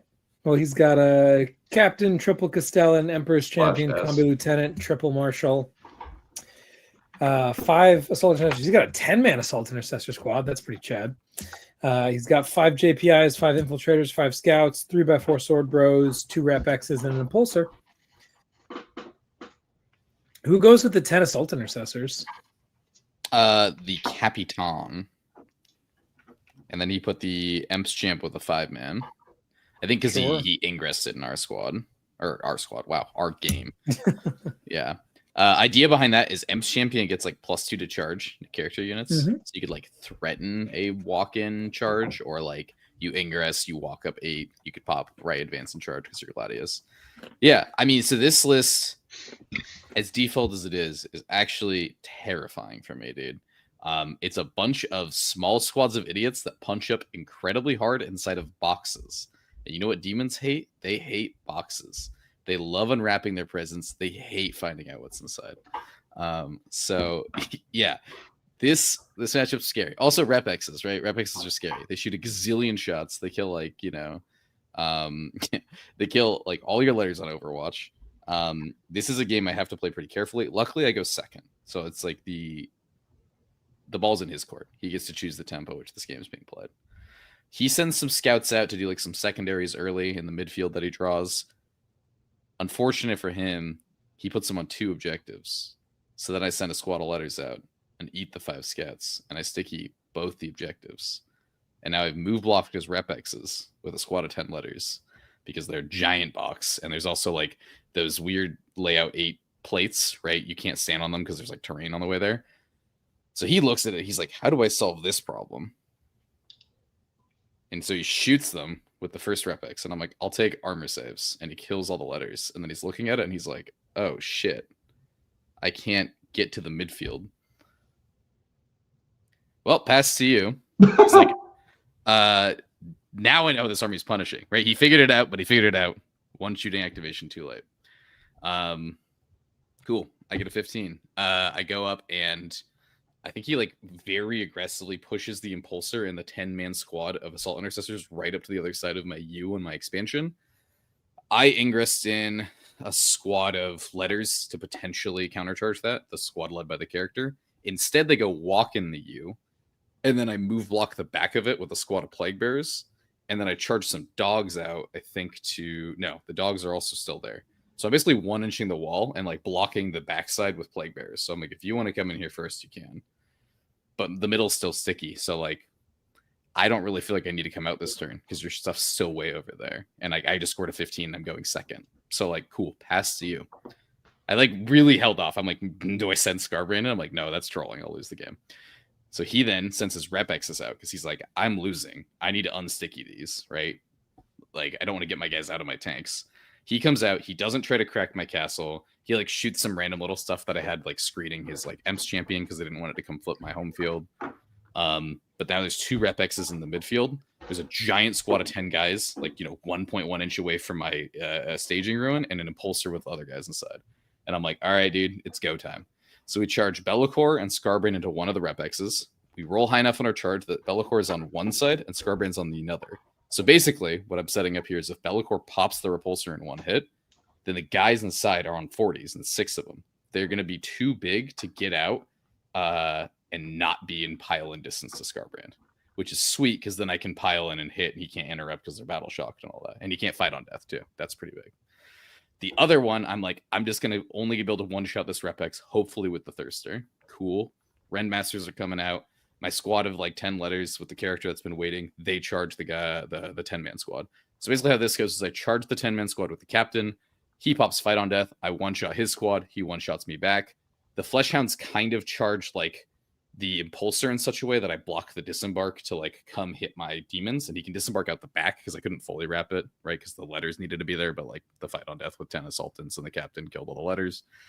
Be'lakor one-shots the rep X. Actually, sorry, first, Bloodthirster one-shots the rep X. The rep X explodes. Uh-oh, this is D6 mortals. Cool. He had Ingress the Emps champion in. So Emps champion unit gets hit for like 4 mortals, right? RIP 2 assaultants. One of his other squads of something gets hit for a little bit of mortals. Bloodthirster takes 1. Let's go, Thirster. Guys, get out. He can't, because of like the way the Thirster's base is, he can't get enough out to flip the objective in his turn because I'm OC5 and it's stickied. So he actually has to get OC6 on there. Let's go. In the middle objective, Be'lakor one-shots the rep X, and this one explodes. Interesting. Does like 5 mortals, not a 5 mortals. It does like 3 mortals to Be'lakor. It does like 2 or 3 mortals to Scarbrand, and it does 6 mortals to the Thirster. So homie has taken 7 from explosions and like I think 4 from his self explosion. I'm like, man, you're dead. All right, see you later. Then he counter hits me with Emps champion squad. The squad that gets out of the impulsor is like coming around. I think he popped Assault Doctrine this turn. And then the other squad that popped out of the card that the Thirster killed because Scarbrand was able to pile in and killed one of the 3 squads. Yeah. The Emps champion charges the Thirster. The Thirster pops fight on death on a 4-up. Doesn't roll the 4-up. Unfortunate. He takes like 15 dev wounds from the Emps champion. Goodbye. I interrupt with... Who is it? I interrupt with Be'lakor into his other squad. He fights on death. I kill that squad. It does a decent amount of damage to Be'lakor. We all been like piling up CP this game. So we're just spending him in droves now. This is like insane. There was a pretty cool thing too, where he, again, didn't really know how Blood Surge worked and like figured it out, where he moved a unit up to my Thirster because he didn't want me to surge his Emps champ unit. So he moves his Castellan unit up and he's like, you want to surge this? I'm like, absolutely. And I surge that. Emps champion comes and clobbers me. So then he would go to ongoing, right? And he's like, I'm going to go with these guys that got surged into. I'm like, oh, my friend, they're not in combat and they didn't make a charge. They don't get to activate. And he's like, oh no, another blood surge movement. This is the cool things like this army does, right? Especially when there's a bunch of melee shit in the middle. Then my Red Masters rev up their engines. There's a bunch of characters on the board, boys. Go get them. And they just start cleaning up the rest of the army. Yeah, this was a very funny, very bloody game. I mean, the double explosions in the middle of the board. Yeah, this was another one of the guys from down in Salem. Name was Chris. So pleasure to play their team. I think the same team Brennan's on. So yeah, cool to meet more of those guys. Yeah, this is definitely my most exciting game of day one. Just absolute standoff, and then army evaporating in one round for both of us, and like 2 Shout round out to the masters. Salem boys, man. They're so much fun. surviving. Yeah, Absolute sweet group of dudes. I would love to replay this game again now that Chris has like started to understand blood surges a bit more, because I think he figured it out like a turn too late both times. And it was like, unfortunately, this is a 5-turn game, and that's so much tempo loss that it's like a GG moment. So, yeah. It was cool as I moved through the rounds. Like when we get to my later rounds, people started to like play around Blood Surge more. And then you start entering the next phase of like, all right, what do I do in response to their counters to my Surge? Hell yeah, dude. That sounds like a really great game. Oh man, I want to play against this stuff. These corn demons seem like a hell of Well, a unfortunately, yeah, your horde of nids will beat it. So there you go. I do admit that the bloodletters are admittedly literally a joke to me, in that you can blood surge into my army of pistols any day you want. Yeah, with your 0 defense infantry. Yeah, if you have double-digit unit count. I'll play Final Day or something else into this. That could be interesting. But I want to play it. It sounds like a lot of fun. It's very fun. Or what? Maybe Subterranean Assault would be better, because Final Day is going to have a lot of units. But whatever the case, seems cool. Anyway, that's the end of day one. We've got 3-0, 3-0, and 2-1. Not a bad set of records for the first day of the GT. How are you boys feeling going into day two? What do you guys see over the horizon? What are you guys worried about at this stage that's still out in the pool? I'm not going to play against Wrath of the Rock, so I'm being chilling. That's all I'm saying. How do you know that you're not going to play against Wrath of the Rock? Because Gork came down to me on Saturday night and whispered a prayer of kiss slaughter into my ears, and I went forth and I did just that. Mork came down to Seebs as well. It was pretty fucked up, actually. There's a scary list left in the pool. Shane is 3-0 with AdMech at this point. Yeah, that's it. Shane's been getting good. He's the number one list to be the tournament. He's got, I don't know, negative 1,000 games experience behind us, but he's gotten really good very quickly. His AdMech list absolutely fucks. Isn't there one other undefeated as well? Yeah. You played them round 4, did you not? Ian. Oh, Ian. Ian's World Leaders. Yeah. It's a pile of melee armies and AdMech. And that's it. And that's it. And all of us don't want to play AdMech. I remember we were all talking. No, Ian did actually. Sorry. Ian was like, fuck, AdMech might be my best matchup. It's actually much better than Wrath or Orcs, which is hilarious. Yeah. Specifically Warhorde, right? The fight on that just makes it so good for them into World Leaders. Mm-hmm. The 2-1 pool is spooky, though. There's a lot of nonsense. That's in where your I bracket. am, dude. Yeah. I'm like, please don't give me Harry, dude. I don't want that 17 Devu nonsense. That'll one-shot my thirsters. Yeah, spoiler alert. Seebs played in the 2-1. He got the paradigm to the 2-1 bracket, and he played against Glenn, who went first, surged his despoiler 13 inches forward, tagged a ruin, repacked it for sus, and hit the Gaskell unit for 19 casualties on turn 1. Bro. Yeah, Glenn went. Seebs was like, I pop bottom 1 so I don't instantly lose the game? Huh? Luckily, you won that one, but holy shit. What layout was that on? Was there just nowhere to hide? Layout 7. Okay. Gaz is a big pile. That's a lot of dudes. Also, like, if you haven't played, like, Towering Chaos Knights, especially with that extra move, can just cut some weird angles, man. Totally, but like you should know how Infernal works at this stage in the game. Yeah, I think on 7 you can't be up the field because of that unblocked long what's lane. What's the DZ? So Glenn put his spoiler on John's expansion and cut across onto his home objective. Was like, yeah, unless you're literally in your back corner, I'm going to shoot you on turn 1. John's like, I hope I go first, I guess. Valid. Yeah, that's Glenn for like recognizing that and going for it, dude. For sure. Totally. That takes some guts, especially in Orcs.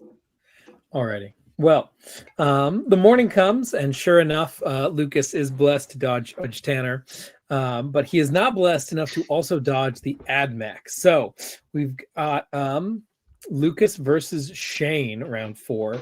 Shane is running Halo Screed, which I think most people have settled on at this point is the better AdMech detachment. It's more complicated than that, but that's another show. the stat-check.com/coaching. He's running call, as you must.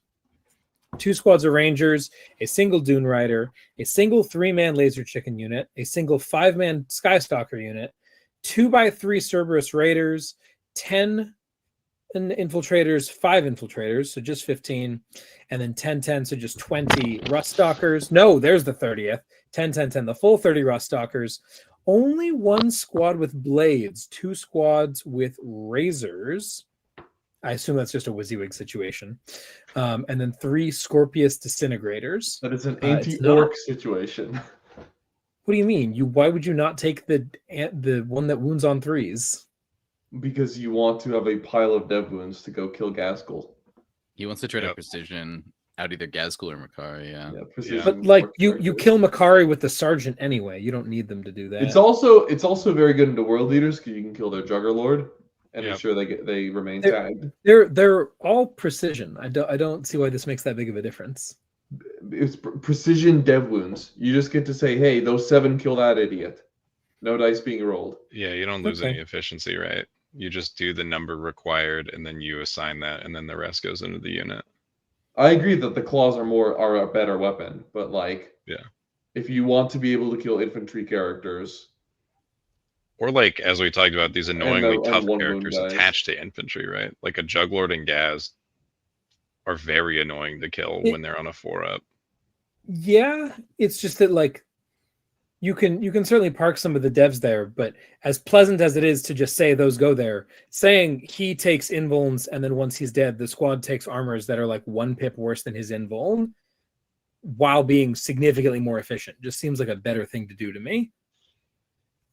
This is not the point. The moral of the story is there are 30 Rust Stalkers and they are scary. And they are certainly scary to Gaz and Makari, whatever weapons they have. I don't love playing triple Disintegrator 1 chicken unit in Halo's Creed. I think that's probably just a little bit of feeling comfortable with Disintegrators after playing them so much in SHC. And I'm not super convinced that these Raiders are going to accomplish a whole lot here. But I'm excited to hear about this. I'm glad to see that someone up there is kicking y'all's tails with robots at least some of the time. So how did this game go, Lucas? Yeah, it was an interesting one. We're both like fast enough to cross the table to get each other, similar to like the World Leaders Orcs game. But there's a couple key differences. First of all, here just like the number of models that he has, right? Like he's got 4 10-man Sicarian units, and he has the anti-tank to force me to stand in places that I don't want to stand. So I'm kind of like corralled into these tight staging areas, and just terrified of him coming in and crashing on me. There's a couple things going though, and this is definitely stuff you need to exploit when you're playing against Sicarians, is like their base size is their main downside, right? Like it's very hard to activate a full 10-man unit if you've played with big melee bricks before and you've experienced like, God, that was so annoying to get into the right spot, or like, fuck, 4 of my models didn't get to fight because they did X. You need to do X to your opponent, right? Like, don't let them get a full-blown contact with your unit because they'll delete it. Like 10 infiltrators, 140-point unit, by the way, will kill the entire Gaskell unit while they have 5. 140? What are you talking about? Continue. That's what I said. They'll kill the entire Gaskell unit, even if with a 5 field up aim, right? Just like utterly unhinged shit. But if you put a battle wagon in front of most of Gaskell's unit and you jam it up against a wall and you put 5 Storm Boys right behind them that can heroic and base a bunch of Sicarians, maybe only like 4 or 5 of the Sicarians get to fight, and then your unit will survive. Or, the Sicarians will have to like do weird pile-in stuff and they won't. That's what you're trying to do. And so I'm slowly creeping up on Shane with these units, with Gaskell's unit that's like edging forward 4 inches and then coming forward 4 inches on another flank, and he can't get a good contact on them. And all the meanwhile, I'm looking for opportunities to ingress my Storm Boys and run them forward because, like I said, those units are really big and it's hard to get all of the models in the right spot.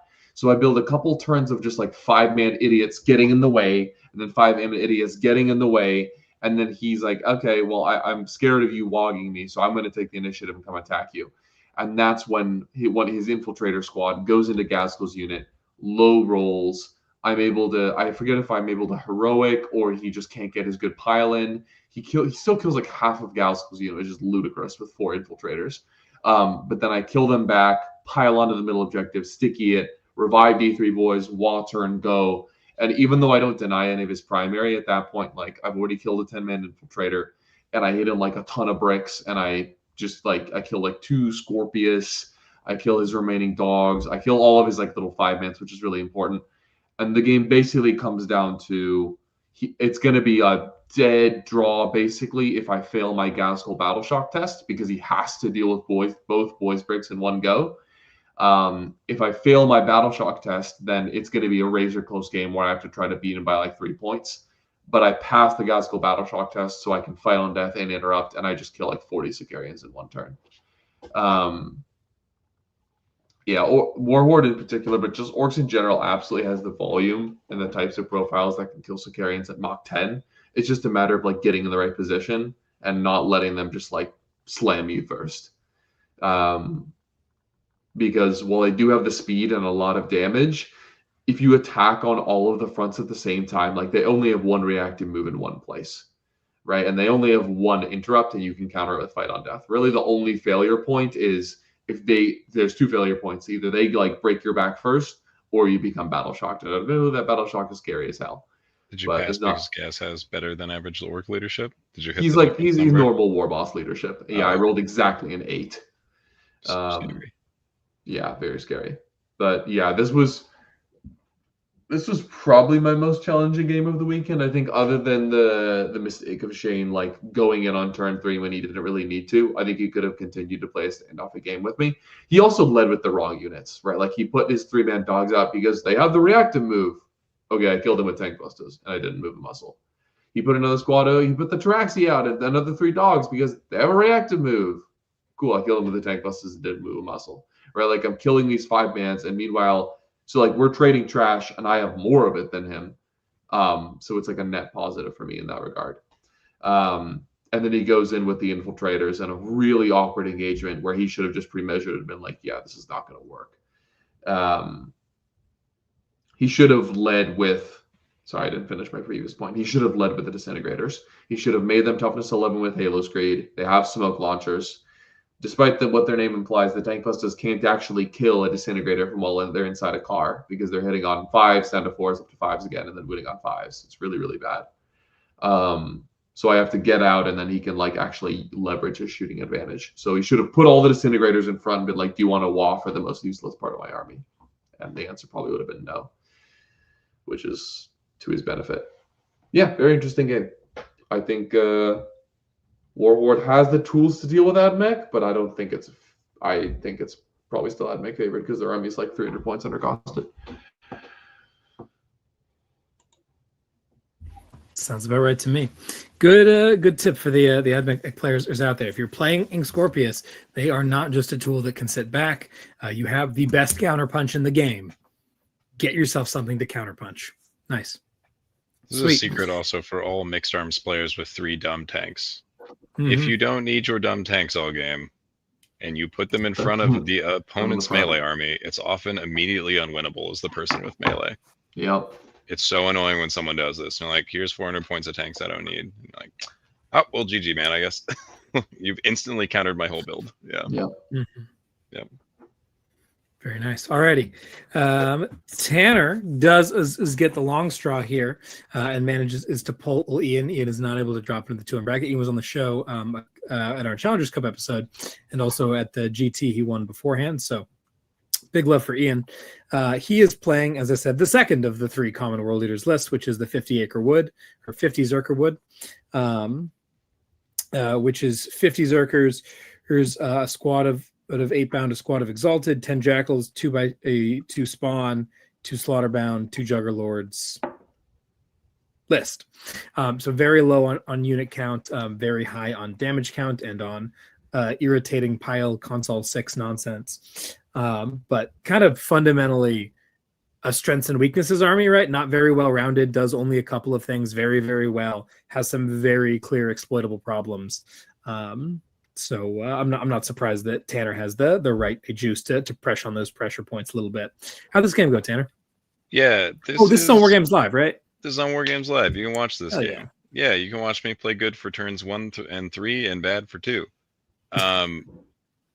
This is a game where I got to go second, which is a big advantage because one of Ian's outs is going second and then not engaging me for 3 turns, then having enough OC to win 4-5, basically. Like flip on a turn 3 charge and maybe pile in and like cut my OC count down.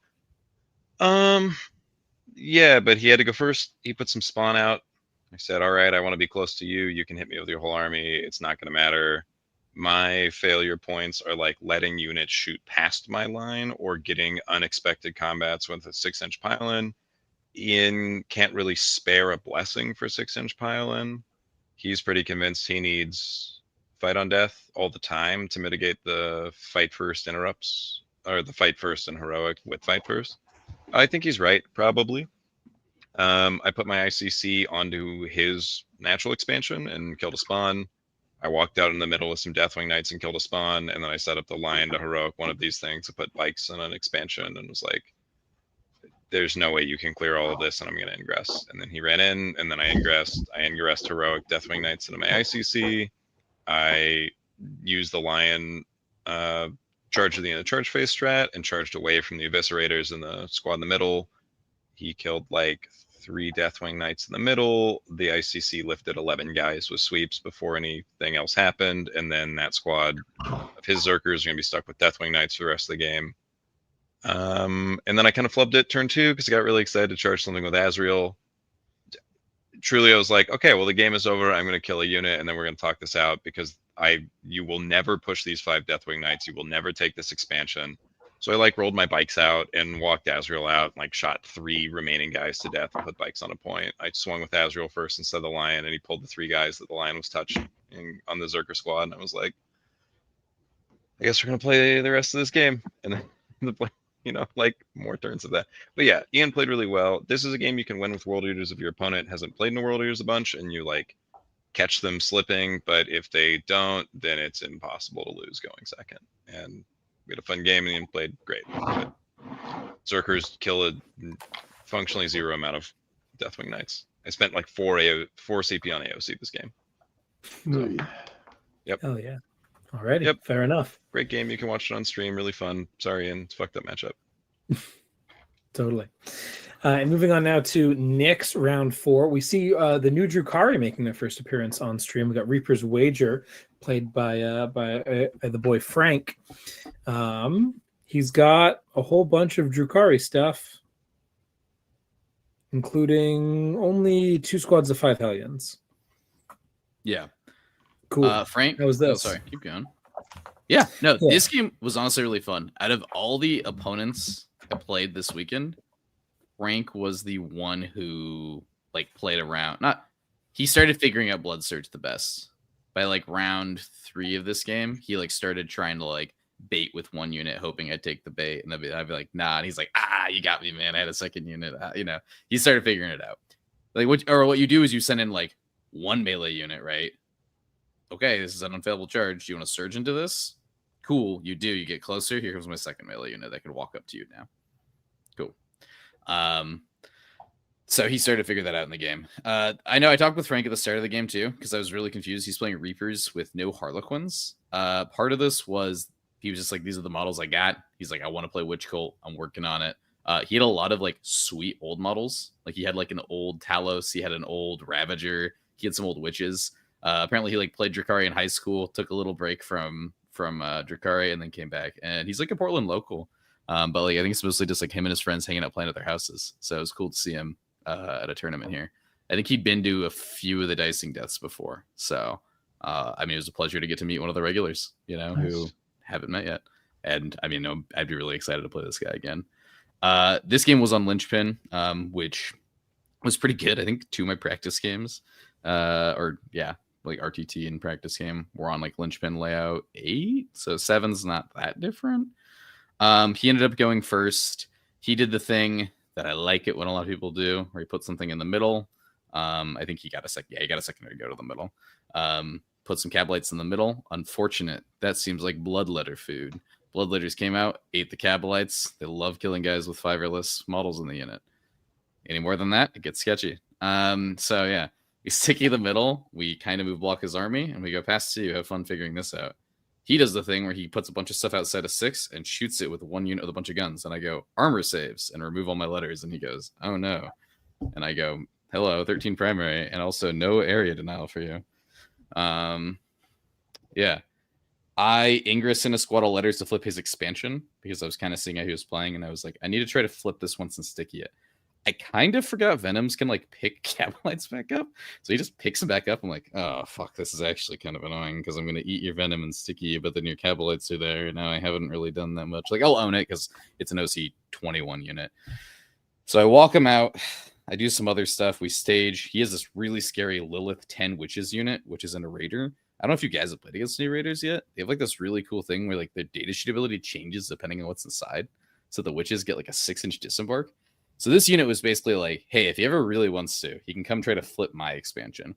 So I basically have like some Plague Bearers just hiding way far back because you can't really 1-inch the wall here because the Witches are fast enough to just come around the inside of the wall and kill you.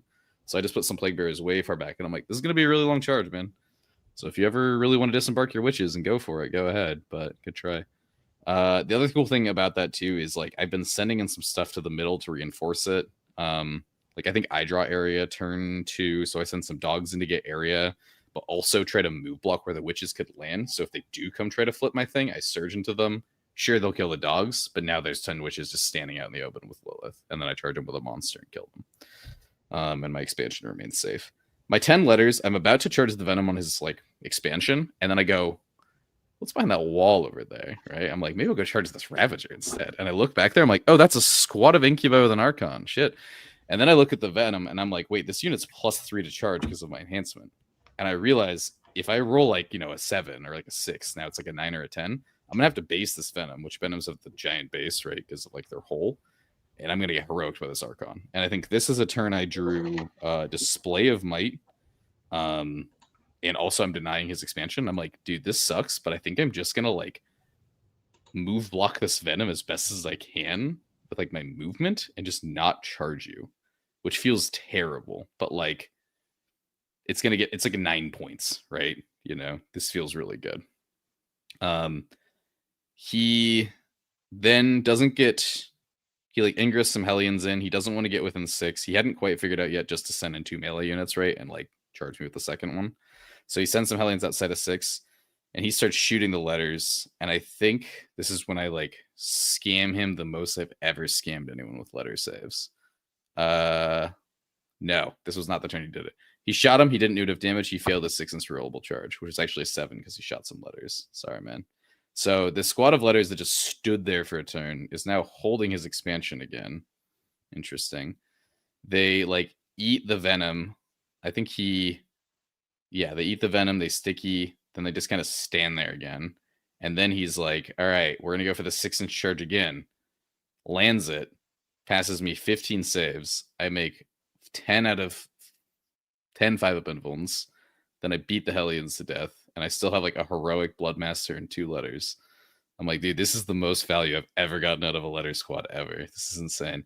And also, meanwhile, like the middle, I think he like put some Talus in the middle. I drew Bring It Down. I send in Bellicor and the Thirster. I'm just like, I'm full taking over the middle because of how good this is going on your expansion right now. And he still hasn't got the Witch Squad out to try to attempt like a charge because of the the surges I'm threatening. He does get the Witch Squad out. He rolls a 1 on their advance. Very sad. They decide to pivot and come try to like fight in the middle. Malice comes to the middle. He does shoot the Thirster. 2 Dark Lances go through. He's like, take 14 damage, and I die because I took like 4 damage from my mortals. So my Thirster just explodes out of nowhere. Bummer. Doesn't kill Bellicor with like Malice. I think the Witches, I think they didn't want to charge Bellicor. They weren't in range. Something like that. And then I end up sending in 2 motorcycles, the Renmasters, to fight the Witches. They beat him up. Very funny.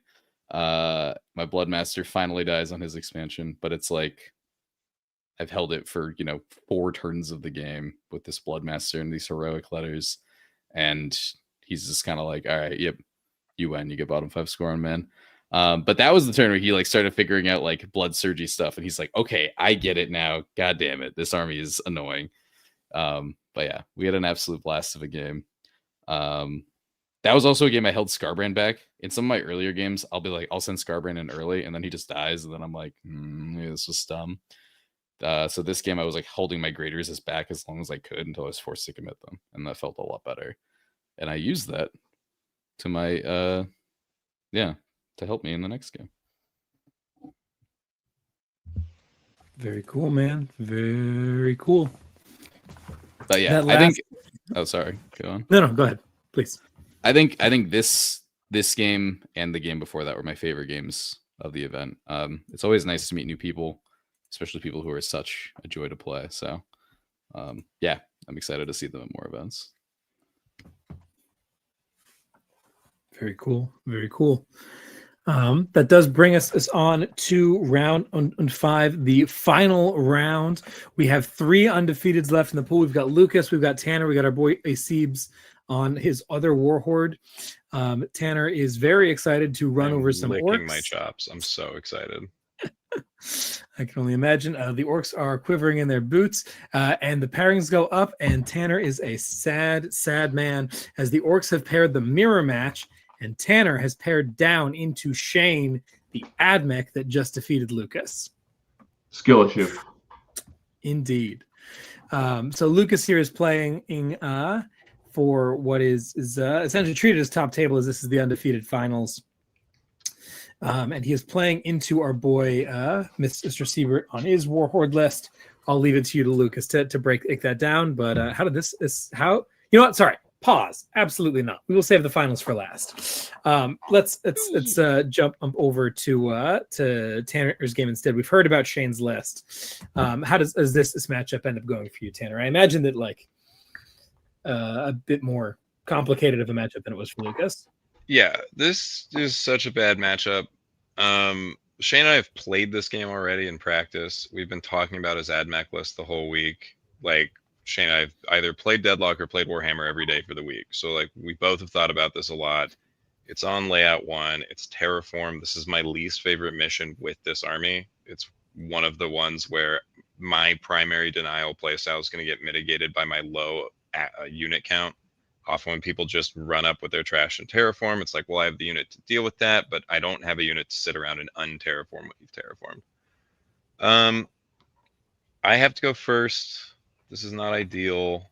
He has a bunch of guns. His melee is twice as fast as mine. His shooting is actually effective. 3 Last Chickens is one of the few long-range anti-tank that can scam Deathwing Knights and actually remove a chunk. Like, it doesn't often, but it's twin length and it's sus, and, you know. So it's kind of spooky.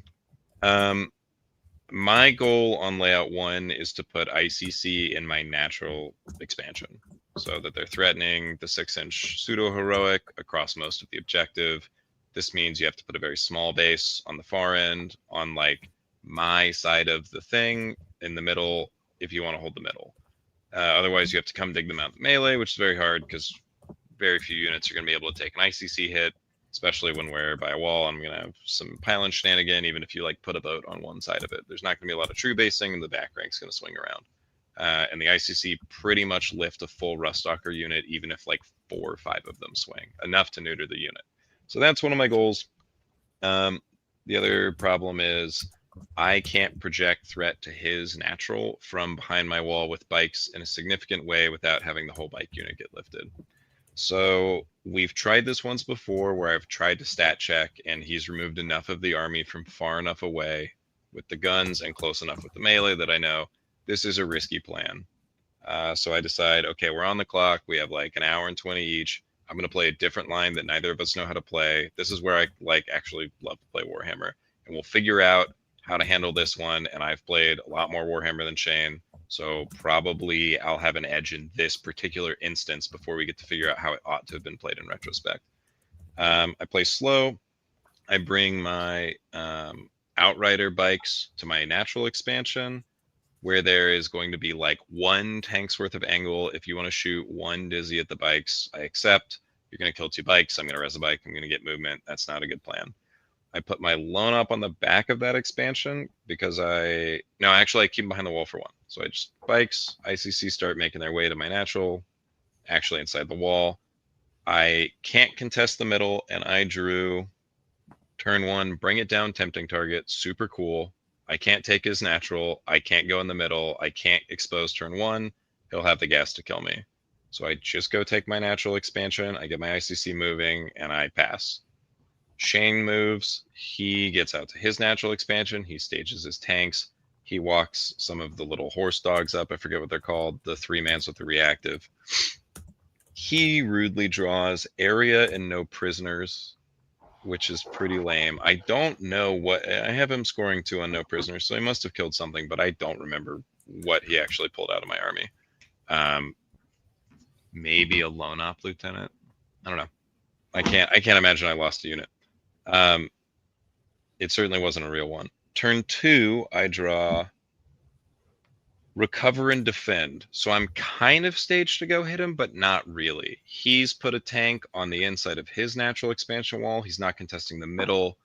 He is all way back on his natural expansion. It's still, I think, too early to send. If I have a hope of having units that will be able to deny primary, I need them to be there for top 5 in combat so that he can't big advance past me to take the objectives again for like the last round of primary. So I say, all right, I'm going to walk my lone op lieutenant onto my point with my bikes, and the ICC are now on the wall. And I've picked up the lion, put him in the sky, turn 1. I pick up the lion, put him in the sky again. It's just like there's nowhere good to put this man, so I just want the ingress threat. It goes to Shane's turn. He's like, all right, I'm going to go bog down your backfield. There's some knights. There's Azrael back there. I'll try and dig out Azrael. I've brought Azrael out on a flank to shoot one of the 5-man screens he put in front of my melee on turn 1, where he comes and walks in, which lets me cheese the angle from the home field where the big long tank line can't shoot me back. So I lift like 5 rust stalkers or whatever. He sends an infiltrator brick in, and he sends a rust stalker brick to come try and flip my 6 bikes off the point. And he brings 2 dogs over to charge the ICC so they won't be able to heroic. So I ingress my 2nd squad of knights next to my bikes, where they're almost, I think, automatically heroicing. I don't even think there's a perfect number to roll in this case because of the way it's staged. Shane charges Azrael, and he charges the bikes, but he rolls a charge into Az that's really low. So he's going to get 4 guys in, but avoid a heroic.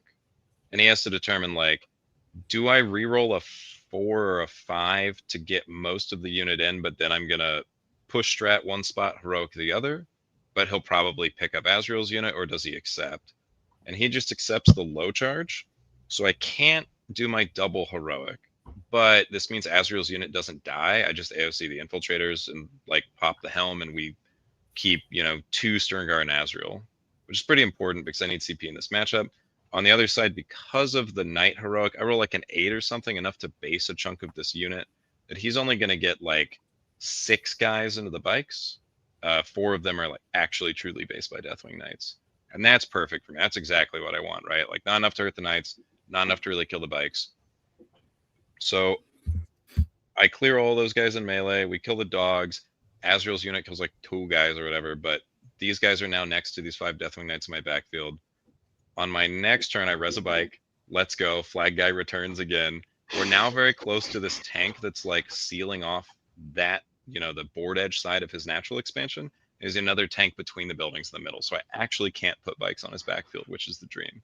But I still have to go that way, right? I have to go pressure the backfield because I'm wheeling the game into I'm playing our DZs, and you're going to play your expansion with the ability to always deny the middle going second. I look at my ICC. I still see no reason to send them anywhere, so I just keep them behind this wall and say, you can't put a tank in the middle. You will have to come this way. The bikes roll over, and then I deep strike the... No, I sit on the line in reserve. The bikes run up, punch this tank. Don't kill it. No surprise. It's a dizzy. It's impossible to kill. I've cleared my backfield. I've sort of restaged my own home field. And then Shane goes. He comes and crashes again. I ingress the lion in the most disrespectful spot. So he backs his tank up from the bikes just outside of 3 so I can't push. And slides it to the side of his home field. So he's blocking that part of the objective. And then he takes 10 in basic infantry and puts them in a ring around his backfield. So he's 2 guys on it, it's sticky. But he's your bikes physically cannot get on. So after his turn of his movement, I ingress the lion next to some Deathwing Knights, so he lone ops just 9 inches in front of a dizzy. I was you can shoot the lion with 1 dizzy if you want. you can't afford to do it. Like I've actually sent the big bikes out now. I'm jamming a little bit. You have to defend your midfield. On my subsequent turn, I drive my bikes. I advance them around his tank. The lion walks up to the tank. So I have 6 bicycles fighting 10. Tyler, what's the basic troop? Not a vanguard and Ranger. 10 rangers and the lion fighting a dizzy. 10 wound dizzy. This is so disrespectful. I charge these 2 things. I roll a big charge so the bikes go all the way around. So I need to kill like 5 rangers to unlock my bikes or whatever to take his backfield. The lion has gone through a wall. He's on the home field, punching the dizzy from inside. I have the lion rerolls. The lion does not kill the dizzy. The bikes kill 1 ranger. I'm standing with OC4 on his home field. He has OC4 because his tank is battle shocked. He just has 2 rangers, but it's stickied, and he's holding defend. So I don't stop defend and I don't take his backfield. Bruh. What in the world? But I've like crashed his expansion with bikes. He has to chew out of this. Finally, I get to send my ICC all the way over to his expansion, and I launch all my Deathwing Knights who have done functionally nothing except play defense the whole time, just killing Sicarians as they come in. And I get like 9 guys on the middle, and that's the game. Like, he doesn't actually get to get the big bottom torn primary scoring. It was really scary. It was super scary. I had a turn where I put like 6 bikes in one of my home field ruins to shoot like 3 of his stupid dogs off the middle, because I could. It was like that or send a 300-point unit. I just had to set tank shooting back. Yeah, very scary. Shane wheeled his last chickens around his skinny flank, like towards his natural, and I think that was a mistake. I think you need to control the middle and be able to pivot, because I wheeled my entire army away from the chickens until I was crashing into melee. But yeah, we did it. It was super scary. It won't work a second time because Shane will just play slower in the future. He won't send me 2 units. He'll send 1. But I put myself in a position where maybe he could make a mistake, and it wasn't obvious to either of us. It was until it happened, and we got to pull a win and go 5-0 with Wrath of the Rock. Nice. Yeah, sorry, that was a bit rambly, but a lot happened that game. Sick. Yeah, absolutely. It sounds crazy. Sweet. Very cool. Moving on to our penultimate game of the night. Mr. Olsen Johnson also playing into one of Lucas's many victims, going into Midland, back from the dead in round 5 with the Grey Knights and the Thunderhawk. That guy certainly got a lot of bullets. Storm Raven. Thunderhawk's a very different Oh, sorry, Storm Raven, yeah. Yeah, one's 900 points or whatever. Fair enough. Well, he's got a Storm Raven with a whole lot of bullets in it, but he doesn't have a whole lot of units, which you said is the thing that you're really scared of. So, curious to see how this one shakes out. Yeah. So this mission, we're on layout 1, which is a okay mission for me. It's tough because staging in this one, it's Crucible layout 1 Terraform. Yeah, staging is tough because like there's that whole front of the DZ I can't just stand in because he has Storm Raven and 2 Grandmasters or whatever. I mean, like, yeah, maybe there's a world I like slam some shit on the line and put Be'lakor over there, but I'm like, this seems like an unnecessary risk, when like it's a potential loss condition. The nice thing is if he doesn't send forward units to screen, I can like ingress stuff to try to flip his expansion.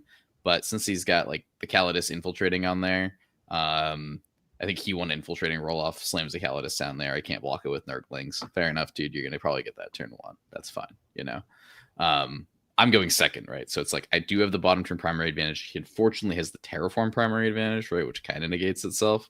So it's one of these games where it's like at some point during this game, I have to like really like get some primary, like not just get 8s and then get like a 12 or something. So he sends some guys to the middle. I think 5 purifiers. No, 5 strikes. I go, perfect. Sounds like a job for 10 letters. The letters run up. He overwatches with Storm Raven. I'm not scared of your bird, dude. He kills 4. Well, 6 letters aren't killing 5 guys.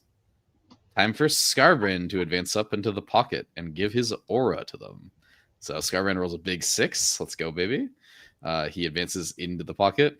I charge. I mean, I also like move my army up into this pocket, get on the expansion, screen out my backfield, all the good stuff. I charge the letters. Luckily, I was kind of smart. I kind of thought about this. Originally, honestly, this is what happened. I start moving out, and he goes, by the way, I have a Storm Raven. I'm like, fucking shoot me. I don't care, man. But I left a pocket for Scarbrand to land in case he one-shots the letters. I'm like, dude, you don't have your Grandmaster's position to countercharge the middle, I think it's actually correct to send Scarbrain in to kill these 5 guys because I don't think the Stormraven does enough damage. And I think he had Crowbrick in the sky to start. I'm like, cool, man, send your whole army at Scarbrain. I think you maybe kill him. Because, like, Crowbrick can't charge, right? And also the Grandmasters can't charge. So, like, I'm not that scared. Stormraven has, like, you know, a gun I'm scared of. Letters did their job, though. You know, they're 15 attacks, killed 5 guys. I did point a Renmaster at them too. I was like, I don't think 5 guys saving on 4s is gonna be the move. So yeah, 50 attacks, 6-3-3. We did it. We sticky the middle. We don't really Giga move block his army because it's 6 guys, but since we're playing with a layout 1 ruins, we like move block enough. He moves up to be outside of 6. He deep strikes a bunch of stuff into like areas to stop scary ingresses. He then just starts like randomly banging 9s with his screens. He like just does it and he's like, yo, let's go, I'm gonna do it again. Does it again. And I'm like, interesting. All right, cool. But like, he's already blocked my ingress. He gets to the middle, big party in the middle with like 2 Libbies and like 5 purifiers, kills the letters. Cool. He like has some interceptors move block because he's like, Scarbrain can't fly. So I'm gonna drop in like Crowbrick, pop some Plague Bearers, move block with interceptors so Scarbrain can't fly over. Also, Be'lakor can't fly over. There is a world where Be'lakor flies up and can go for like an 8-inch charge over them, but like he's kind of like, yeah, whatever, man. I think it was hard for me to land there with the way he put the interceptors, but then Minley gets a little too consumed by the bloodlust. I roll Scarbrain's advance. I roll a 5. Fuck your Grandmaster, dude. I'm going down to your expansion. We're killing him. Cool. Sprint down there. One of his one of his Livies that was like kind of blocking that straight line. He like banged a 9 and just like let me come down there, and he's like, oopsies, my bad. Scarbrain now gets like a 5-inch charge instead of a 7. Oh no. I charge into the middle with the Renmaster unit that I ingress. I ingress this like into my home field. I'm like, let's just do it again, you know. Renmaster, come in, let's go, baby. Or Bloodmaster, my bad. There's a bunch of, you know, goofy names in this list. Comes into the middle with a Renmaster on throne. There we go. Beats up like a Libby. He heroics with the interceptors, which now makes it very easy for Be'lakor to land within an inch of the Crowbrick. And also, Be'lakor was going to charge the interceptors, but since he heroiced me, I'm like, okay, well, now the letters can eat you. Cool. All right, so we have big brawl in the middle. We have Scarbrain fighting 1 Grandmaster with 1 Renmaster pointing at it to make him damage 7. So 2 failed saves and you die. And then Be'lakor tries to roll his 8, rolls a 4. Fuck it, dude. Let's go. I got 4 CP. Rolls an 8. Let's go. Belly's in, tagging the Crowbrick. No fallback in charge, or no fallback in shoot either, man. Let's go. Belly doesn't do that much damage. That's fine. The units. I muted myself in my haste. Scarbrain, unfortunate. He doesn't roll that great. He passes him 6 saves. Inland fails 2. Uses the free strat. Oh no, my life fails again. Goodbye. Never didn't happen. Yeah. Middle is kind of brawly. It's pretty funny. We flip the middle, but like it's going kind of catastrophic for him, right? Because it's like I've taken over his expansion. I'm winning the middle. He can't come to my expansion because the one thing that could is currently being eaten by Be'lakor. He's like, time to go. Stormraven's out. You know, the remnants of my army's out. I can't kill Scarbrand. I think he sends 1 Grandmaster to try to fight Scarbrand. Scarbrand takes like no damage. Scarbrand kills the Grandmaster back. He does end up killing Be'lakor. This is really funny. He like shoots the Stormraven at him. He like in the combat in my turn did quite a bit of damage. I think Be'lakor takes his pound of flesh. He kills him in ongoing combat. And then Be'lakor explodes. This is the first time I've ever had one of these Greater Demons explode playing this army, by the way. So very thematic that it happened into Grey Knights. Luckily, none of my units are nearby. It just blows up in like the middle of his army. And then my Ingress Thirster comes in. I go, I don't know how much damage I need to swing this at the plane. Anyways, I'm going to charge your 2-man Purifier, your 1-man Purifier with Crow, and the plane. I'm going to land in the middle. I'm going to one-shot the plane. And I'm going to use the Mortals at the end to eat this unit of 2 guys as well. He has 10 guys in his backfield, Crow and a dude, and like a Libby in the middle. GG, man.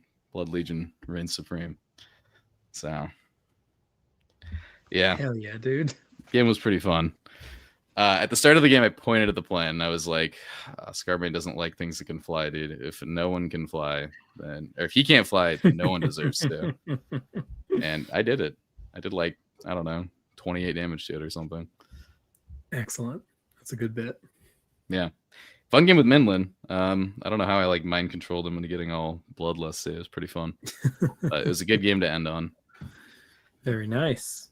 Alrighty. Well, speaking of games to end on, we have the game of all games to end on over here.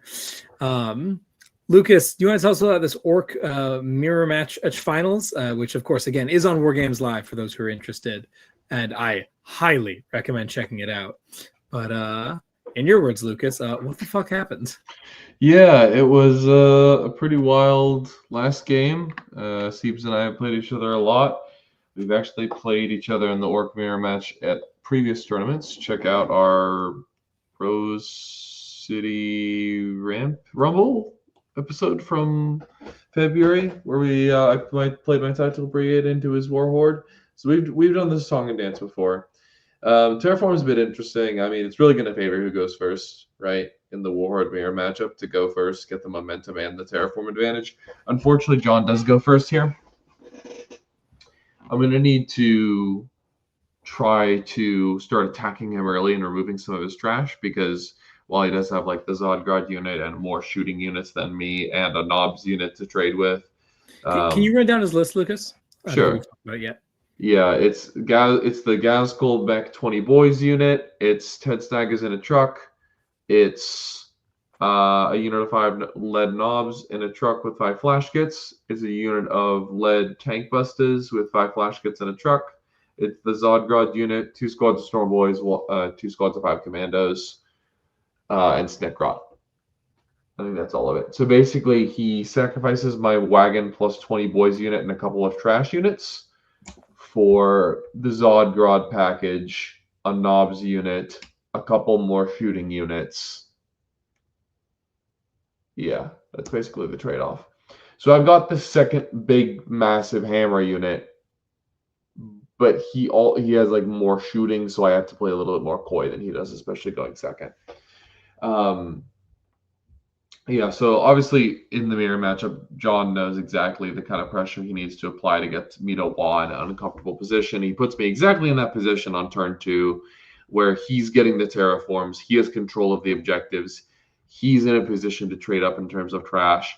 And so I say, okay, you have put me, you've kind of semi-jailed me. You're starting to encroach on my home objective. You've confined me to my expansion. You have control over the middle. But you have put a bunch of trash in front of me. So I'm going to wah here, get my Gaskell units to kill like 2 trucks, Snikrot, 5 Storm Boys, and 5 commandos.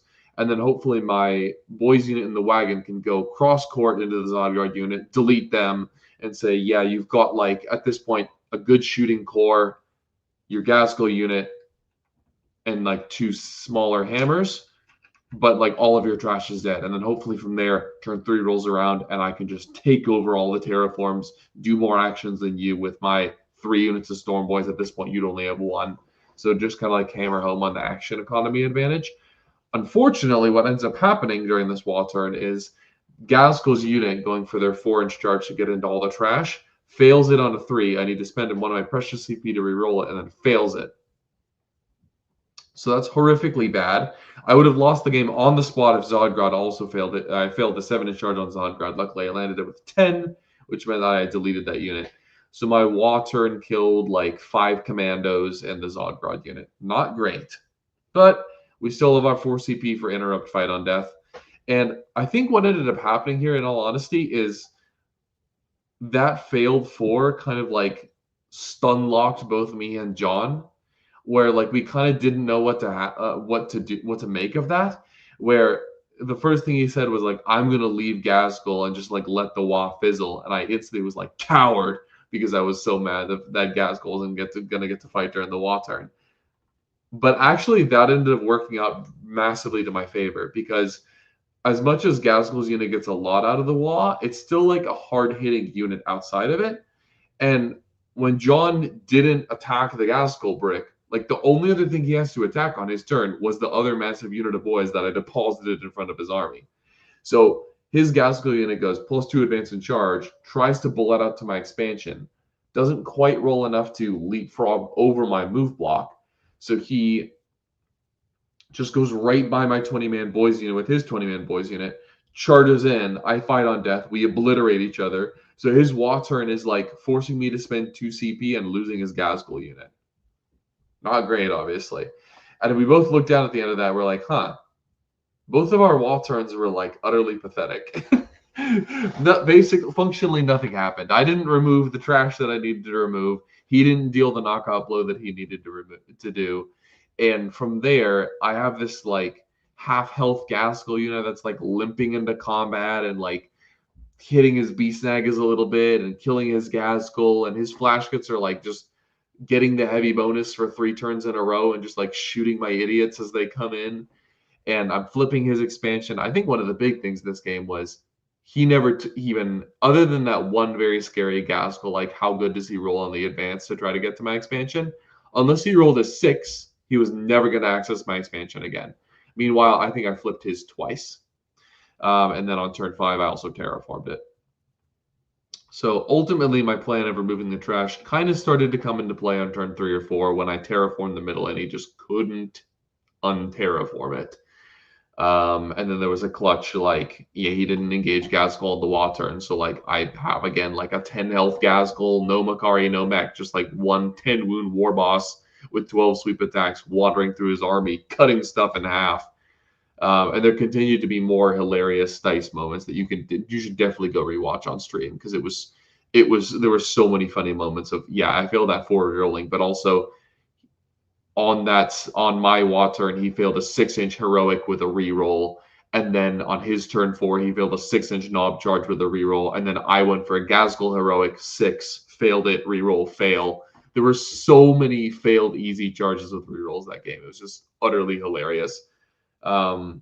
This was one game where probably more than any other game, maybe the AdMech is a contender, where the 12 tank busters acting as a sweeper in the late game. They didn't do anything on turn 1 and 2, but turn 3 they rolled out, they gutted his B-Snagger unit, and then they disembarked on turn 4, killed his tank buster unit, killed a truck, charged in, beat Snickerot to death. I'm like, that's like a 10-point swing, and I have 2 active units of tank busters on the field.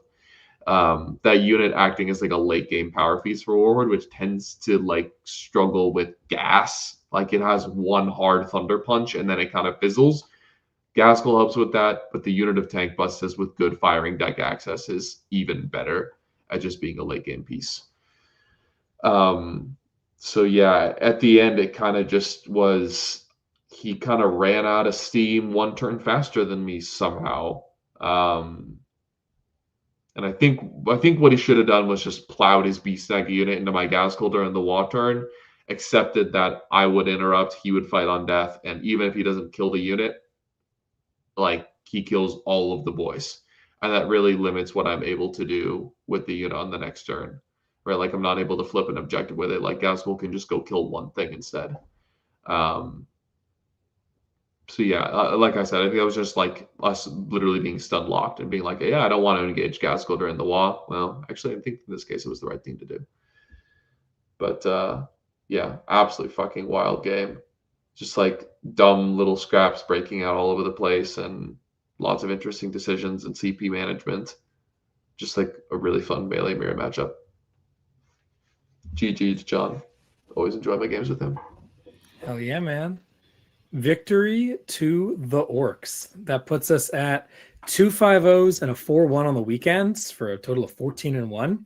I think that's like mathematically the best possible outcome for 3 guys. So great work to all of y'all. Yeah, it's pretty sad. And it does bring good home job, guys.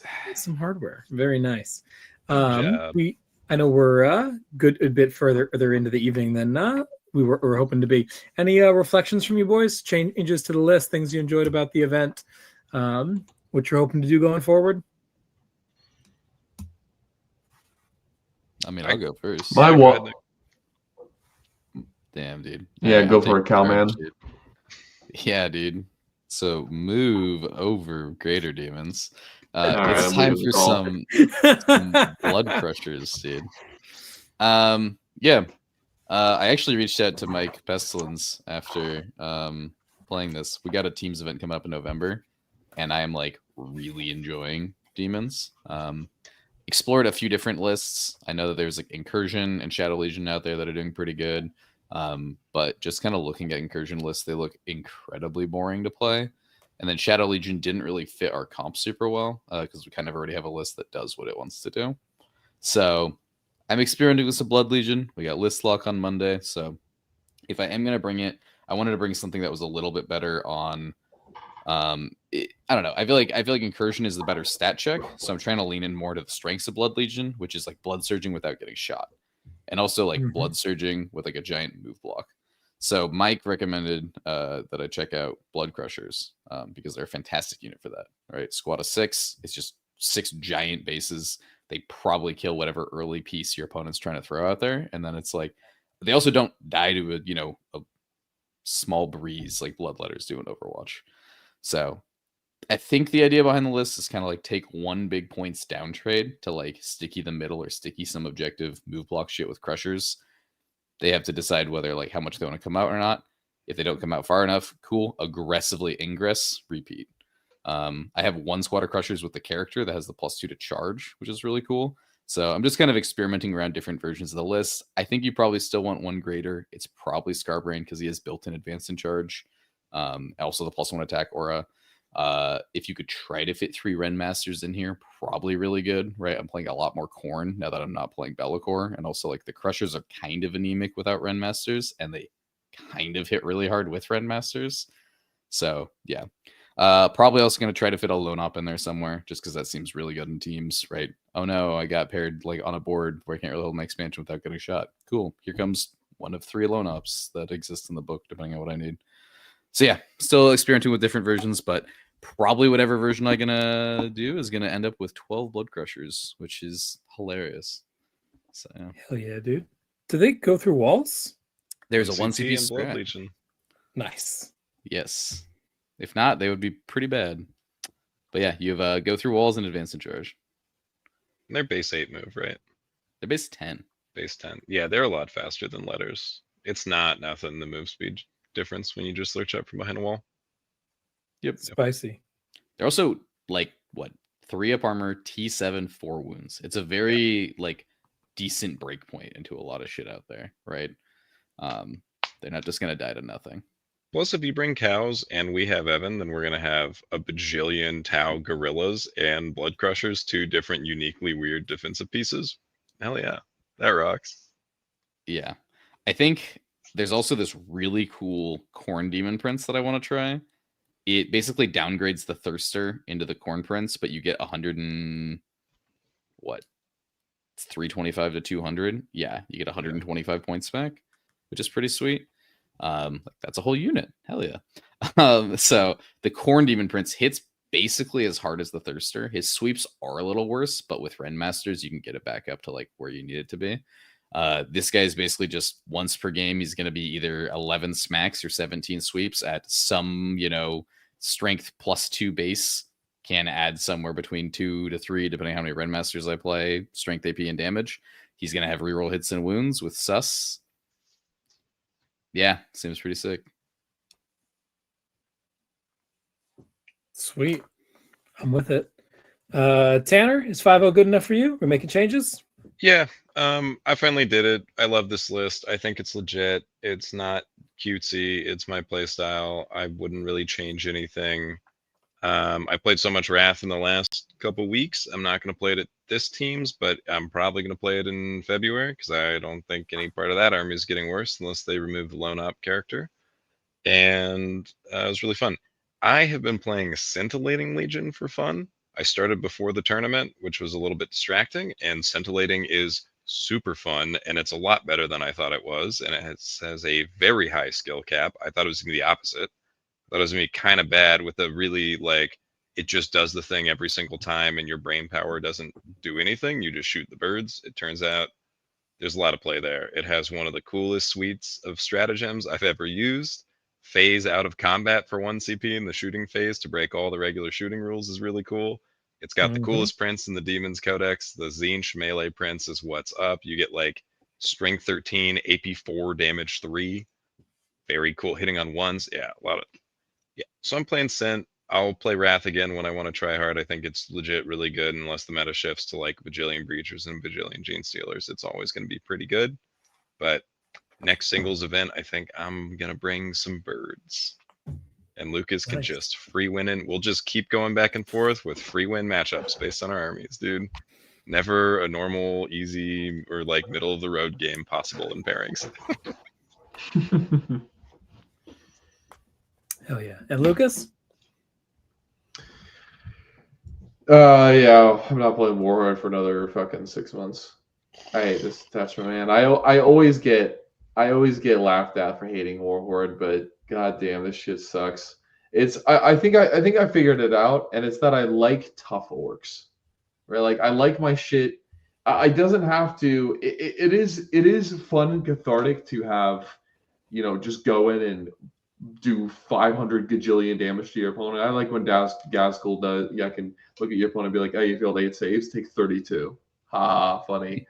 That part is cool, but I hate how squishy it is, especially after playing so much Chaos Knights, which was like, "Oh God, I'm not cowering in my DZ. I have to play at an unfair table. Please don't touch me. Oh, if you touch me, I'll lose." To go right to "Oh, please cower in your DZ. Like, don't initiate at all. Like, I have the agency. Ha!" Try to gaslight my opponent into like not interacting with me until I won. And was like, I want to play fucking stats. I want to play big meat and clip that.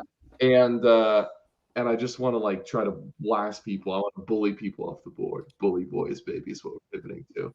18 mega knobs, 15 knobs, 20 boys, 3 trucks. I'm fucking charging you. You can shoot me with your whole army. I don't care. Actually, I might care a little bit. But just like bludgeoning people with tons of stats will never get old for me. I absolutely love that shit. And so that's what I'm going to play for a little while now. Very exciting. And soon. Playing it soon. Very soon. Oh, yeah. Also, in our upcoming thing, I'm not going to play birds because Nick's taking my cool demons. But for one outing, I'm going to play Abaddon Mo 10-man Chosen Renegade Raiders Brick because I can't move past all of the fun out-of-sequence melee this edition has to offer. I just refuse. It's too cool. I tried it one time, and I fell out of combat with 500 points of cool melee dudes that had just chopped 3 different tanks in half, hid behind a wall, and I was like, I'm locked in. There we go. So I'm going to do that 5 times when we go to this tournament.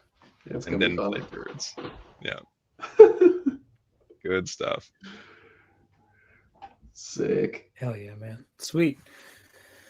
Well, oh my gosh. We are contractually some questions and get the fuck out of here. God damn it.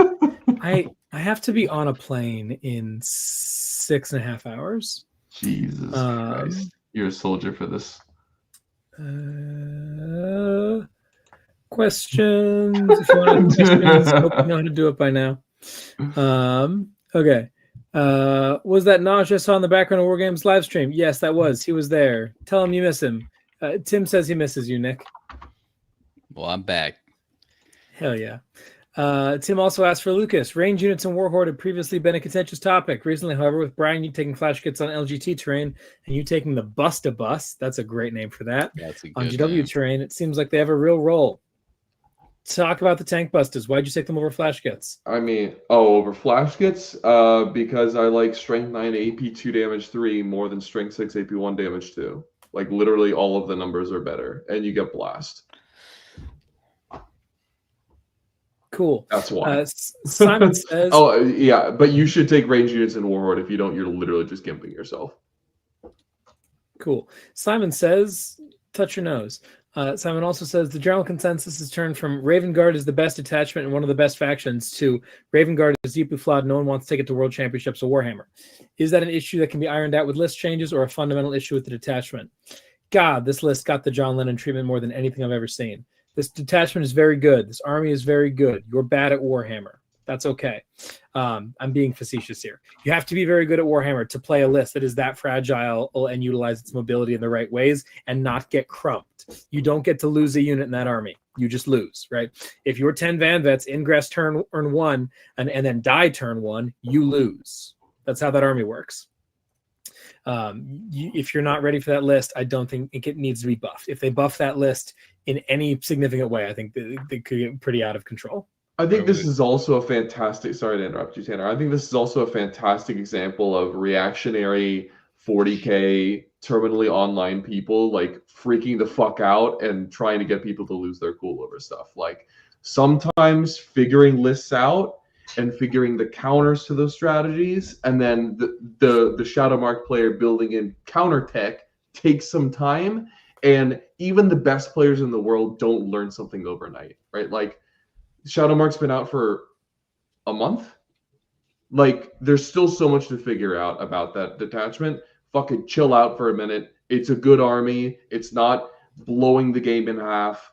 Just play games against it, and with it, you'll be fine. Also, I think Space Marines are a little bit too used to being an auto win faction for a minute here. Like, if you are decent at Warhammer and you're playing a fundamentally uppy downy army with like 2 big hammers, when you play into other people who are pretty good at Warhammer, who've played into a bunch of other uppy downy armies, they are ahead in the meta experience of that matchup. If it's your first time doing that, your opponent is not on their first time screening uppy downy shooting. Yes. You're going to have to catch up on the learning curve on that one. Yes.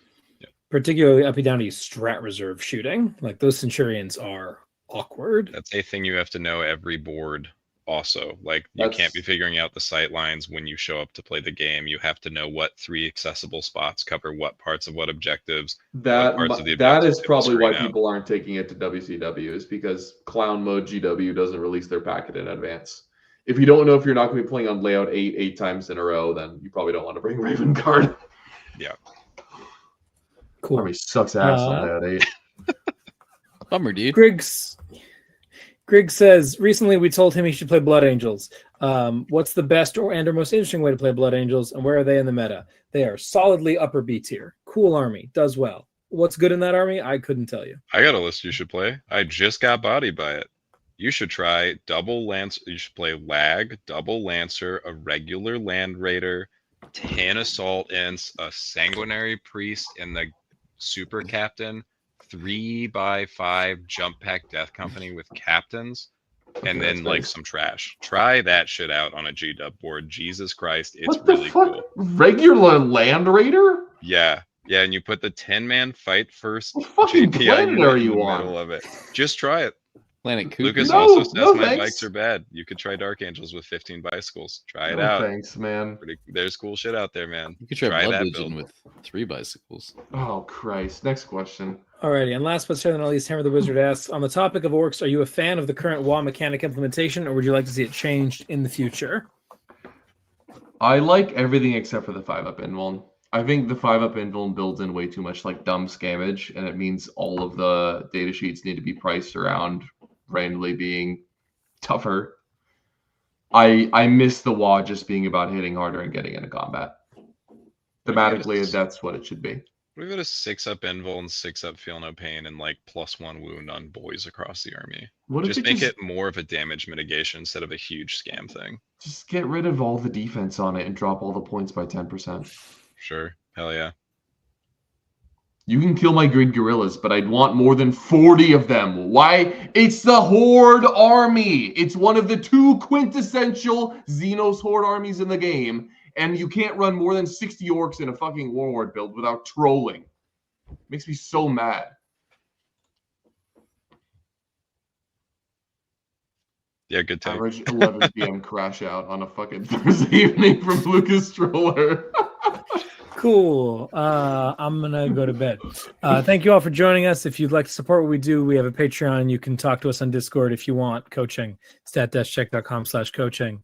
We have lovely sponsors. They're in the description. Thank you for joining us. We appreciate you watching. Anything else from you boys? Safe travels. Thanks for great. With that all being said and done, thank you so much for joining us. I've been Tyler.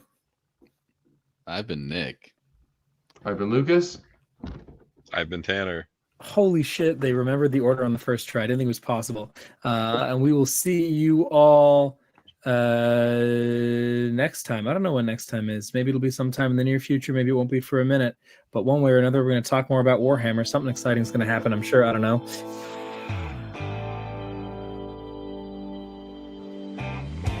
And you're not going to want to miss it. So subscribe to the channel and follow us on Patreon. We'll see you next time. Take care, everyone. Good night.